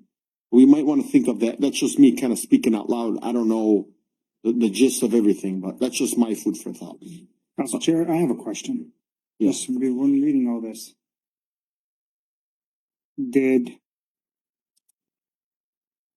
Kevin Swope, Roger Farina, Cameron, and Roger Farina, were they authorized to work out such a contract before they went in front of a pension board, or? They didn't go before the pension board. No, but that's what I'm saying, were they authorized to negotiate? Because To be honest with you, sir, that I don't know. Mariana, I don't know. Well, I want to hear from, If you don't mind, Council Chair, just to answer your question about minimum staffing, I wish you were in the negotiation room because we spent hours, on minimum staffing and, the city's negotiation team, due to the fact that minimum staffing is no longer a mandatory subject of bargaining. It means that it can't be bargained. It doesn't mean that it has to be taken out of a contract, but it can't be bargained. And that was many hours of our discussion, trying to find other ways of keeping some facet of minimum staffing in there. And ultimately the city, it was an absolute no, in that. Council Chair. and I would believe that they threw the kitchen sink because of that minimum staffing. Councilman Baydoun, that you should not have given that away. Yeah. Is there a number where it says how many people are allowed to be on the streets on a daily basis? Do you guys have a number you're working off of? Council Chair, it seems like we're negotiating a contract here. We're just here to No. see if that contract I know, is I'm just- doable or not. I don't think we should be even discussing this, to be honest with you. Let's just to see if this contract is doable with the city or not, so we can have a better idea if we can, which way to vote on it. I think this is the best way. I know, but in my mind, the way I'm looking at it is, what is the reasoning for this to kind of go into play? Was it because of that key point of like, I want you to know the history behind minimum staffing in a police department, so crucial. And now I'm starting to get things like, No, I'm with you, but I mean, he can explain it, but I don't think we should give our input on it. the question is to the administration I had, and I'm honestly, now that people tell me no. Was he even were they even authorized to negotiate on the contract? nobody answered that question. Council Chair. This contract should be done on arrival. No, I wouldn't think so. They already, I mean, they negotiated in Then bad faith. The police department didn't. Right, but the city negotiated in bad faith, and we don't have. But we don't know. That's what we haven't heard from Brian yet.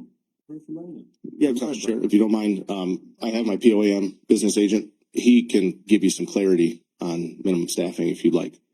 Well, let's hear from Brian then. Yes, I would like to. I mean, do you see where I'm speaking here? Is your name Brian too?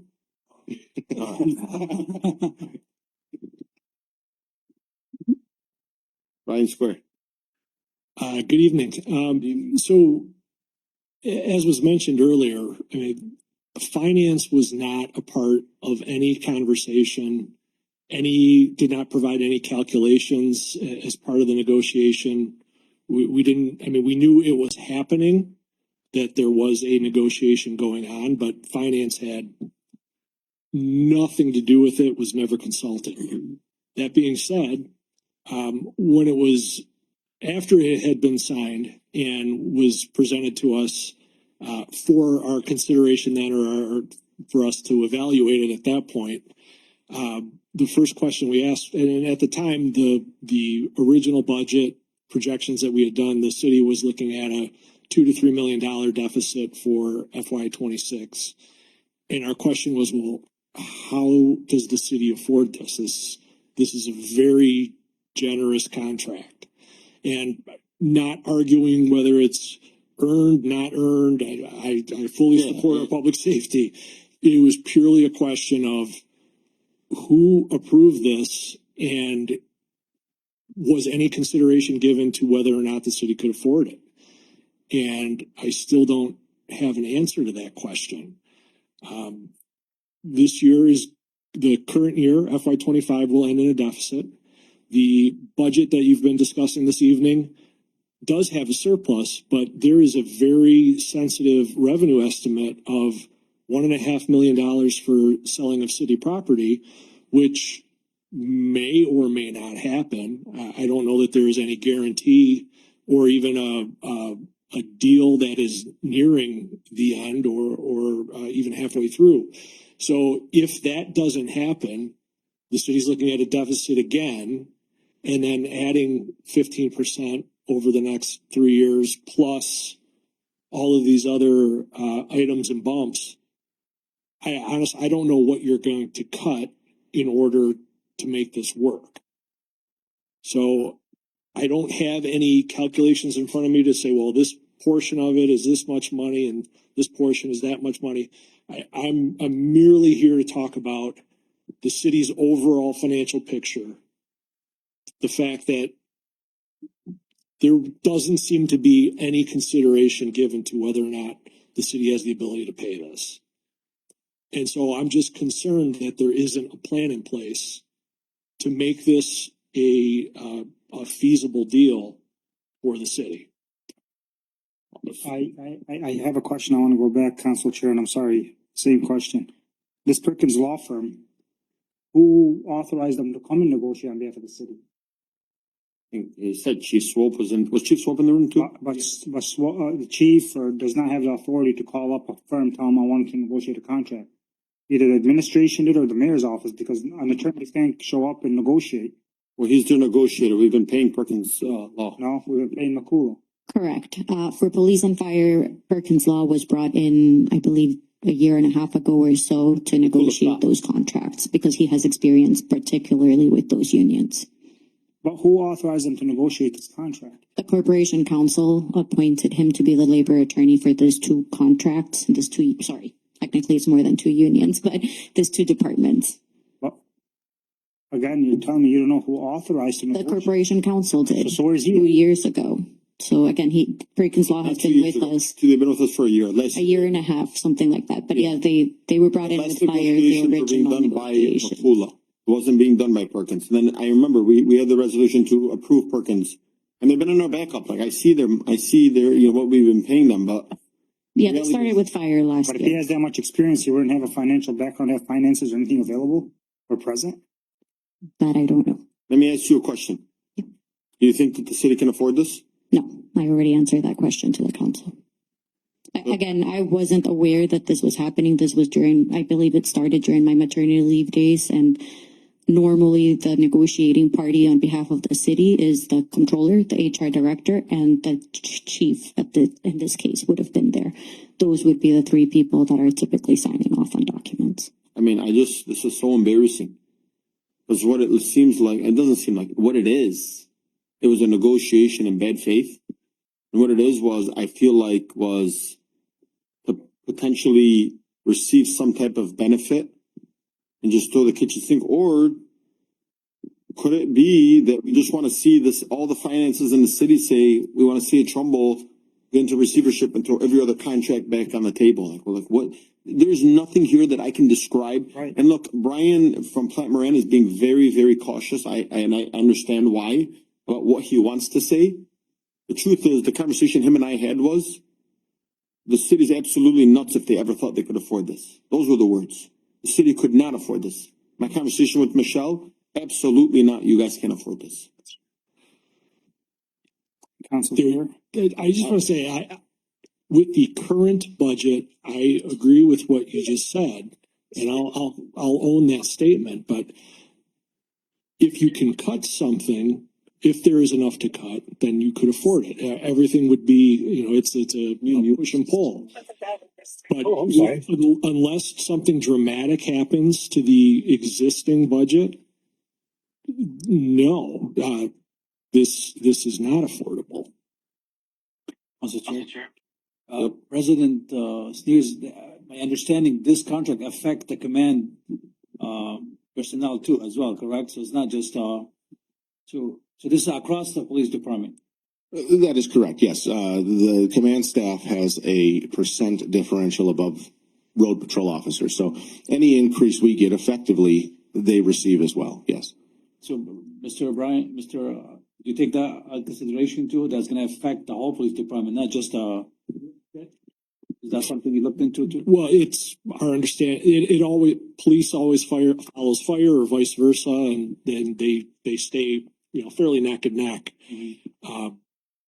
So yes, it was part of the consideration. We didn't calculate what that may cost on the fire. $1 million.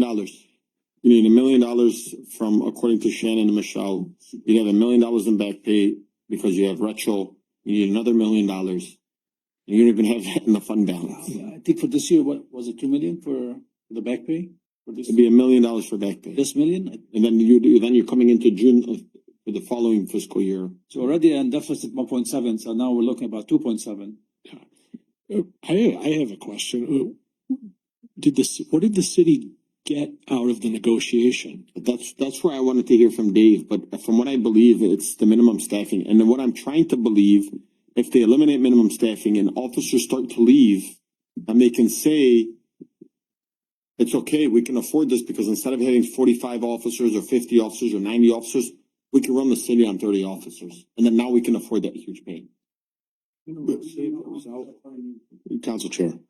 Yeah. To answer that question, what the city gained out of this is many language changes. That affects how sick time is used. Minimum staffing was a big one as well. It was primarily language changes. What about overtime? In regards to what? Like, was there anything changed on it? Because I know they went to the 4-4 rule with Margaret Hazlitt and Well, I think a lot of these changes that the city proposed was in an attempt to limit overtime. And as you all are aware, that many of our overtime hours being spent are due to leave works, which are when officers aren't there and they have to be filled. The buyback of the furlough and things of that nature, it was in an attempt to have officers show up to work more, was the city's attempt in that. Changing the work rules, some of the tightening up of the work rules is basically what you're saying? Correct. Yeah. Some of the language when it comes to sick time and what that could mean for officers and the ability to work overtime.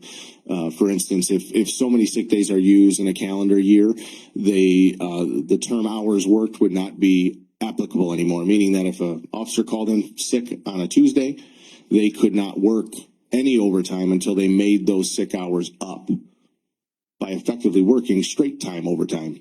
Then they would be able to start making overtime hours again. So it was an attempt to limit the sick time usage, as well as I believe their hope was that people would not use as much furlough because they could get paid out for it.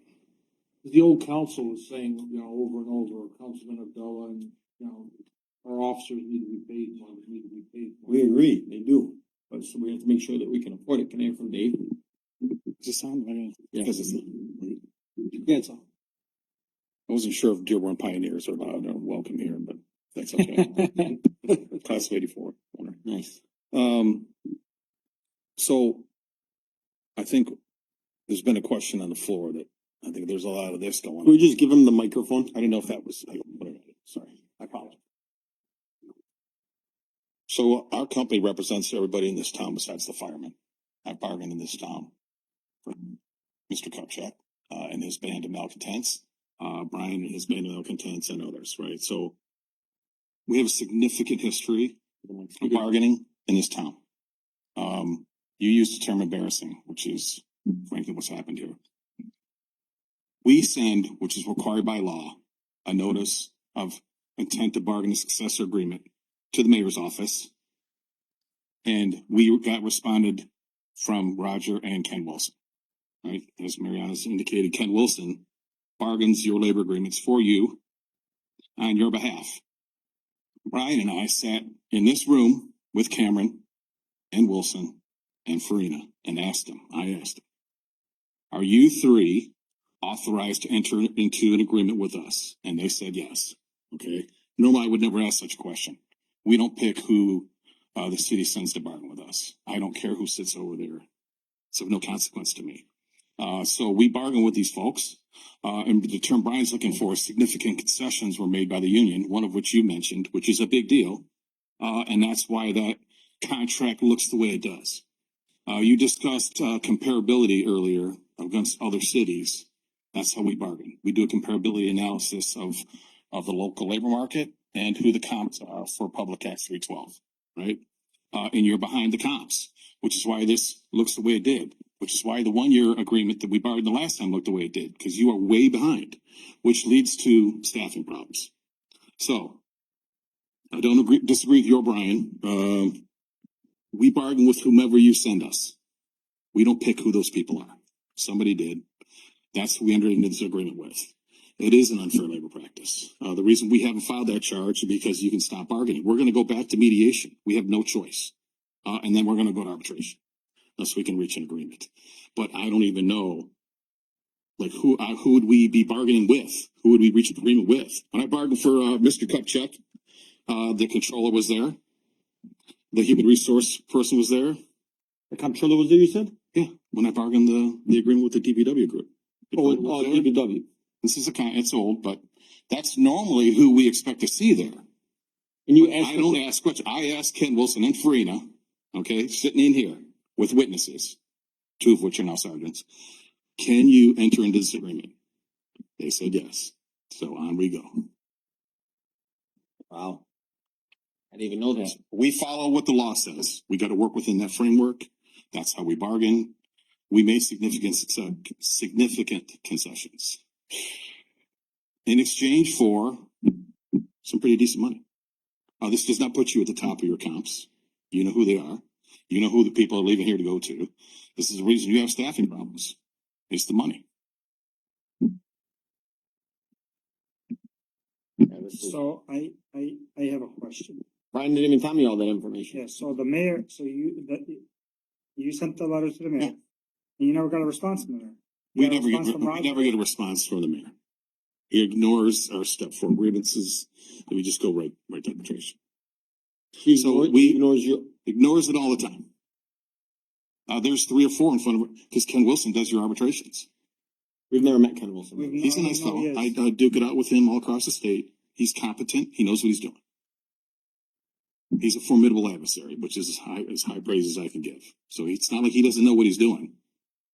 We assumed, because I've dealt with him at other places, he knows what he's doing. So. He's of counsel.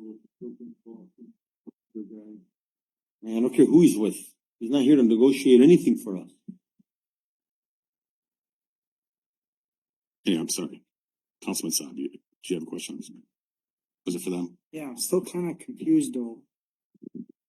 How this contract got negotiated, got set in stone, and nobody seems in the administration to know. Well, I don't. That's on your side of the fence. I know Brian knows because him and I were there. Yeah, no, I completely believe you, and I believe Brian. I'm not disputing that. My question is, Mariana, does the mayor know about this contract?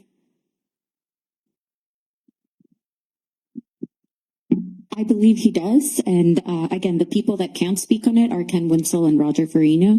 I know that there is some back and forth trying to schedule something with them. No, they just want to do it in a public setting. They wanted it in a closed session. Correct. We're not talking about anybody's personnel, by the way. We're not saying Brian is a bad person. Again, I don't know where the direction of this meeting was going to go. All I know is that's what happened last week.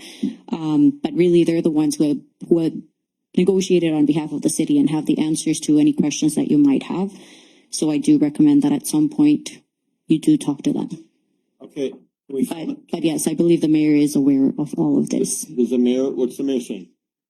He believes in the people that he had appointed to negotiate on his behalf. So he appointed the people to go negotiate. Again, I'm pretty sure he's aware of what the attorneys are No, doing. but what I'm saying is, did he tell them to go negotiate? I don't know that specifics, right? Like typically HR is the lead. I don't know if HR was ever told stop attending. I don't believe that was the case. But that again, that's all I know. I would advise that you talk to the 2 attorneys that were there in every meeting. The direction of our city. It is so upset. It's not even like, I used to be so angry. I'm so sad. I I'm agree. actually so hurt. Like, it pains me to see that this is where we've become, where the mayor's not responding to any information, not coming to any city council meetings. I mean, like, it's fucking embarrassing, to be honest with you. So I agree, and I do have 2 recommendations for the future of the organization and the administration. First of all, you need an HR director that has experience in labor negotiation. We have 8 contracts in here that are critical to the functioning of this organization. So you need someone with that experience. We had a great person for it. Again, for $75,000, nobody's going to stay in this organization. I requested a $100,000 salary increase for a future HR director. 2 years ago, we had requested an additional person in the HR department because the reason that Cameron couldn't attend many of these meetings was because he was told the morning of when he had interviews going on for other departments. So one person can't participate in every single aspect of HR that's necessary here. So I know that for some reason HR has never taken a priority in the needs of this organization, and that's why we've only had 2 people in that department. I recommend investing in it. It affects and touches every single employee's lives and retirees' lives. One person can't keep it up. I have a. Let her question finish. for you. Let her finish. No, I know, but this is about HR and controllers. But is it a coincidence that every single year, this month, we go back to the history of the past 4 years, HR has been either let go or fired, and so has the controller. And then you want to use pay as an excuse, and I know it's not. You can believe whatever you want, but that is the case. And you can know that they're still trying to help us because they're still here trying to keep the organization going and helping the new person transition. So they are in no way ill-intended trying to leave. They're still trying to help and keep the city afloat. And I don't think But he's it saying- truly, I'm not saying the current, I'm saying look back for the past 4 years. that's not true. Margaret was with us for 3 years. No, Yes. no, Yes. no. When Elizabeth left, Margaret stayed with us for the entire 3 There years. was another lady that came and she left right away. Right, when Margaret retired, we tried to transition into somebody that didn't have the qualifications for the position, had no experience with union labor, had no experience with a city environment, who didn't pick up the pace in the 1 year that she had to transition. You guys, So time out. there are administrative issues. That's what I'm trying to Time out. explain to you. Time out. We're not talking HR right now, guys. Let's just hold on. We're Kind of really order off for a second. subject. I mean, the We're way I like, look. we're here. We need to come back. We need to focus. Read the last email from the most recent controller, and that would say a lot. Okay. I just want you to know. The mayor failed this police department in many different ways. But to allow Roger, and I'm sure this other guy from Perkins is, to come in and negotiate on behalf of the city with we pay Plant rent $25,000 a month. I mean, come. Tell them you're already paying them. Just tell them to show up. But he failed the men and women in the police department, at least in the patrol department. And the fact that he hasn't responded, the fact that you know that this is not a good deal. Like, Again, I'm not saying it's not a good deal. It's a great deal for the police officers. It's not a good deal financially. But yes, if we had those salary increases, you would staff that department probably fully staffed within a year. I think this is what they don't want to hear. I'm gonna say it. This is what they didn't want us to say. If we did approve this budget, the city would bankrupt. Plain and simple. I had this meeting with a couple of people from some very smart finance departments, and they said if you approve this budget, you will bankrupt the city. Nobody will have jobs. So the reality is they didn't want to agree to that. Or they didn't want to come here and hear that to your guys' ear, and they didn't want to face it face to face and be able to tell you guys that. So David, I want you to know that they definitely negotiated in bad faith. Obviously, when the city council tries to give an opinion on something, they say it's against the law. You're not allowed to speak. It's against the law. You're not allowed to talk. Many times, I sat in this room, Councilman Wenzel sat in this room where we tried to fight for DPW, we tried to fight for police and fire. They say, you guys can't do that. That's against the law.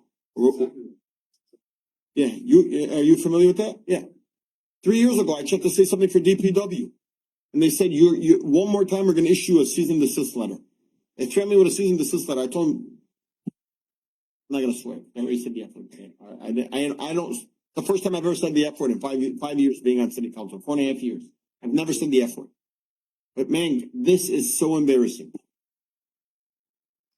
I just want you guys to know that Chief Swope failed, Roger Farina failed, and the guy from Perkins failed this police department, including the mayor and anybody in this administration. And that is my opinion. And if I'm gonna get interviewed by our city official that interviews people here for what I said, I don't care. But I'd also like to hear from Lori from the pension board. And I thank you, Lori, for coming here. I know you had a long day. It's been a long day, but that's okay. So what is it that you want to know from us? You and I sat down for almost 2 hours. I wanted to basically. So looking over this contract, there are a few new roll-ins to their FAC, which FAC means, by the way, you gotta speak English. Their final average compensation for their pension. So everything that they earn every year gets rolled in. And if there's something new that's rolling in or the factor changes, you have to get an actuarial opinion. To me and to our lawyers, it looks like there's new roll-ins. So that would require the city to have an actuarial opinion. Has to be given to you, to the pension board, and there's a 7-day waiting period after that opinion comes back. So forget the whole contract. You tell me there wasn't even an actuary report done on this, Brian? What are you guys talking about? When we wanted to give DPW the raise, they said we need an actuary report. When we wanted to give TPAM the raise, we need an actuary report. You only need by law is if there's new roll-ins or the factor changes. So whatever like they get 2.8%, times their final average compensation, if that were to increase, or if they have new roll-ins. So these stipends, which I wasn't aware of, would be something new, right? Yeah. That and the furlough time that they get paid out on. Did we request one for this? Nobody requested one. Can we request one? Yeah, absolutely. It has to be, I mean, the city has to request it. We can, they can use our data. Sure, you have to pay for it. How much is it? I could have to ask. And it will also probably require us to give them some more data. Do you want me to get an estimate for you? Yes, please. On this current, or do you want to wait until they go back to meetings? This is what. Honestly, I don't know. I have a question. I'm sorry. How many meetings or how many months was this negotiated? I believe our first meeting. Bear with me 1 second.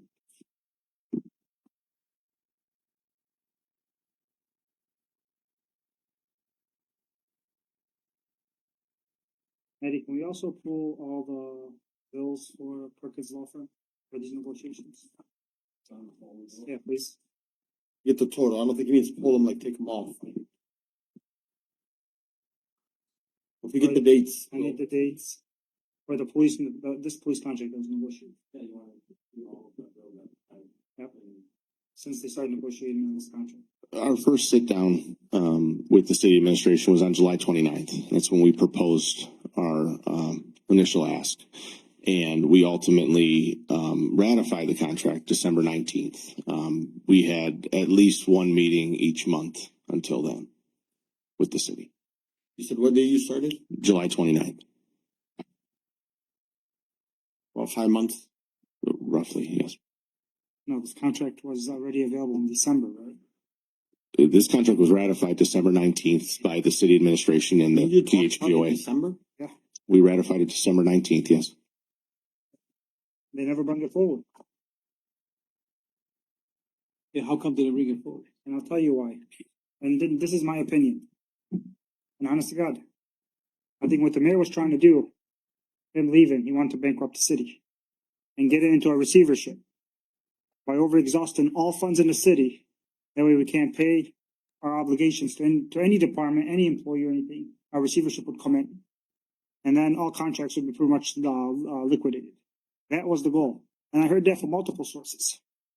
And that's why one of the reasons this contract was delayed, never brought to council for a vote. I can't speak to that. No, I understand that, sir. I'm speaking. I understand that. And all I can speak to is that we had many emails, many times that it was asked to put on the agenda, to the point that the POAM drafted an unfair labor practice and was presented to the administration that if it was not placed on the agenda to you, that that would be filed. And it was then placed on the agenda. You know, I'm kind of like calming down. I'm coming to my senses. I kind of feel like we still have to give I'm not saying give the benefit of the doubt, but I'm saying I want to know why. Maybe the administration has a solution for this.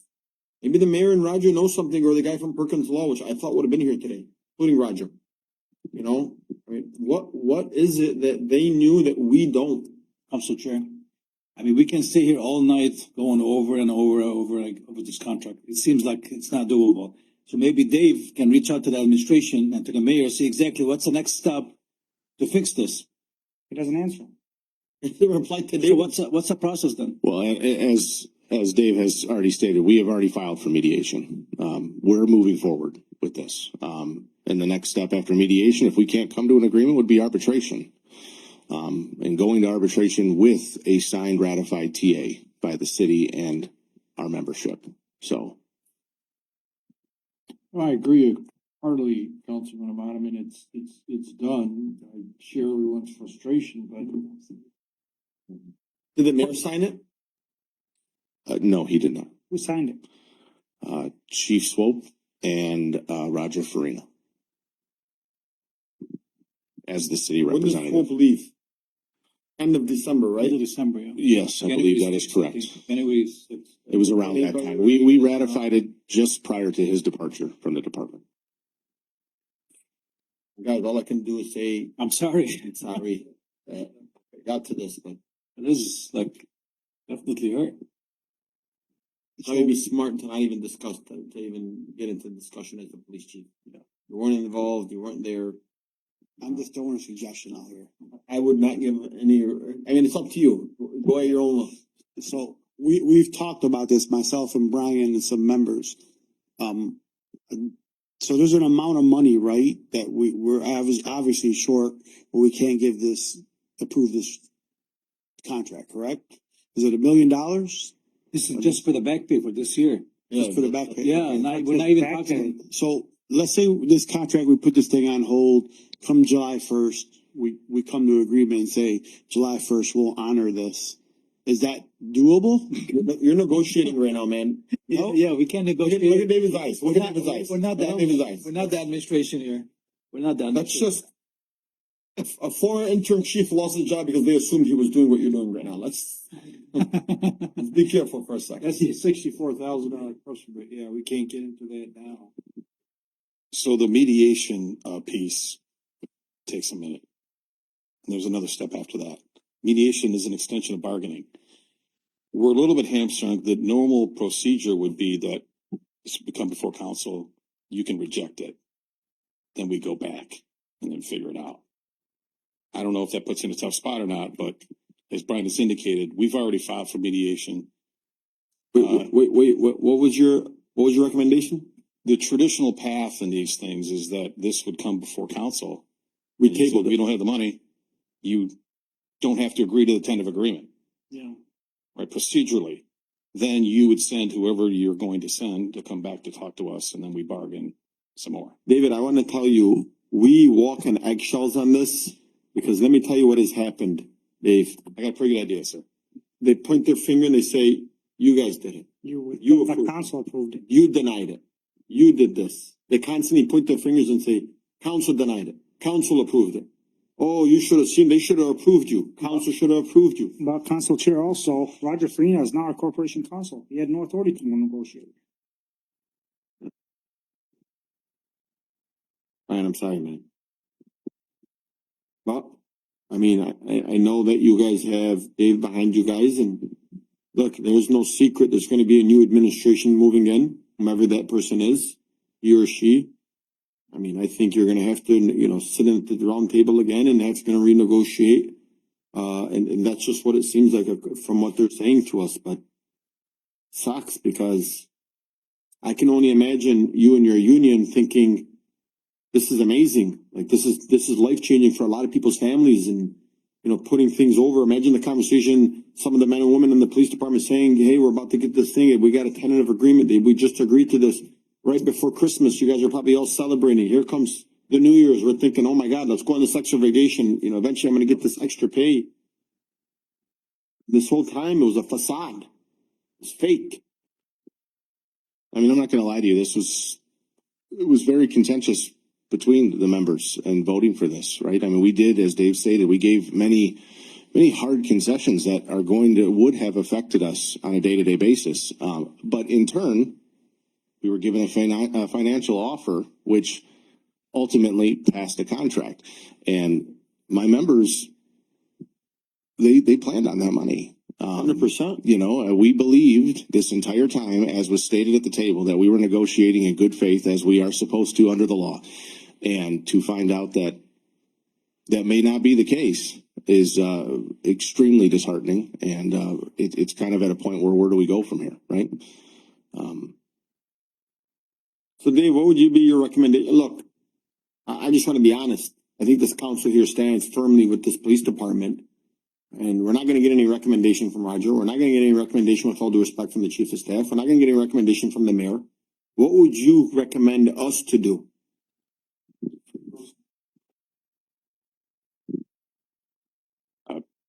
We're gonna go to mediation. Wanda Mays is the mediator. It's been assigned by the state. We've sent you notice of such. Not us. No, Ken Wilson, whomever. The city's attorney. Yeah, you're the agents for the employer is the term I use. That's who these people are. They're agents for you. So whoever it is you want to bargain or go to mediation, tell somebody. We'll be there, Brian and I, Officer Kokoy, and a couple others. We'll be there. But as Brian has indicated, this is the starting point. This is not, I don't. Are you allowed to help us or no? You can't afford me. Sorry. So I guess that if I'm you, there you go. This mediation is going to occur. Maybe figure out amongst yourselves who you want to bargain with us, and then send them to mediation. That's the thing, though, is they don't notify us or tell us any of this. No, we're not allowed. We're not allowed. I think you could probably talk to Brian anytime you want. Seems to be a good fellow. It's not very hard to get a hold of. No, it's the administration. Anytime we I try can't help to you with enter that, sir. anything, they say it's illegal, I can't help you against with the that. law. I mean, my question is whether we reject this contract or not, you guys moving forward with whatever you. Yeah, no, the clock's So ticking, that's it, I ticking, the meter's running. I mean, I'm pretty sure the administration know what's going on now, and they have to move forward with whatever they need to do. What administration? Oh, yeah, it goes to mediation, who The Michigan Employment Relations Commission sent a notice to the city of Dearborn Heights. Mayor Bazzi is the point of contact. The mayor's And they checked out a long time ago. We have documentary evidence to prove. Point of order. We've been in communication with. So we're gonna be ready to go, Brian and I. There That's all I can was tell you. a mayor's assistant who went to negotiations with the former mayor, that there's a lot of talk about that. I mean, so this isn't the first time, unfortunately. All right, guys, does anybody have anything else here? Anything from any of the officers back there? Any closing remarks other than chief? Yeah, let's the chief. Ryan, do you have any numbers for next, like, I know $1 million for this year, what about next year? Do you have any? No? Okay. I know Michelle and Shannon have it. They actually walked, they took me through it. Do a public safety knowledge.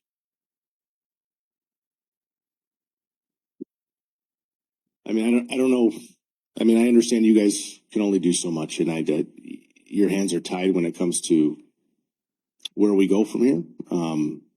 All I can tell you, like Dave has already reiterated, we're going to be ready, and we're going to do what we have to do to continue our negotiations and get whatever the best deal is for our members. That's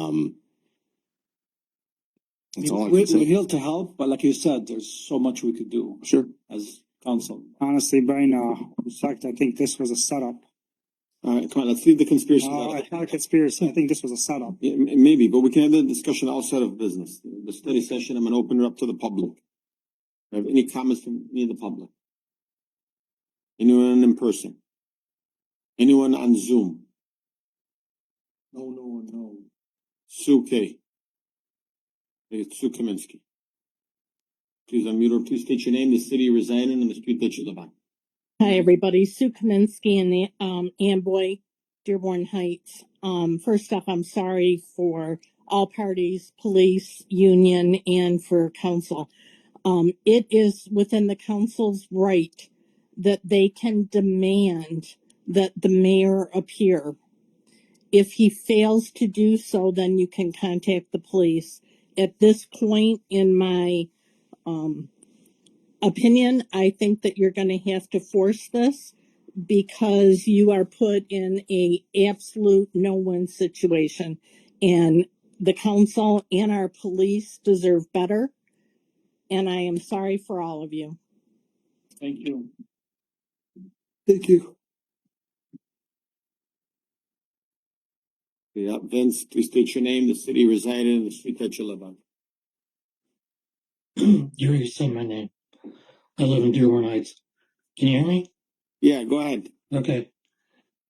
There's gotta be some sort of legal action that we can go after the mayor for false information, whatever it is.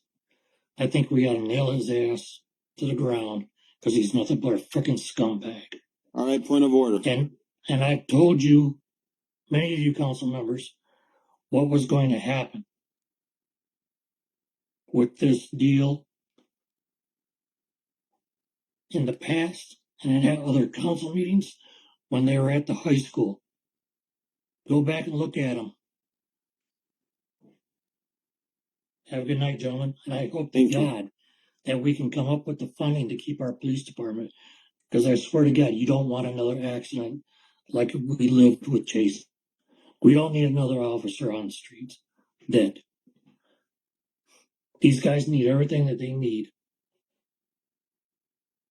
Seriously, somebody ought to go after the mayor. Good night.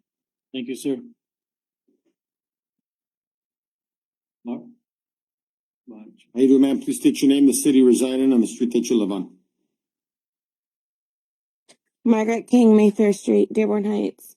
I just want to say that my heart bleeds for us as a city. We deserve better, and our Dearborn Heights officers deserve better. Thank you guys. Have a good night.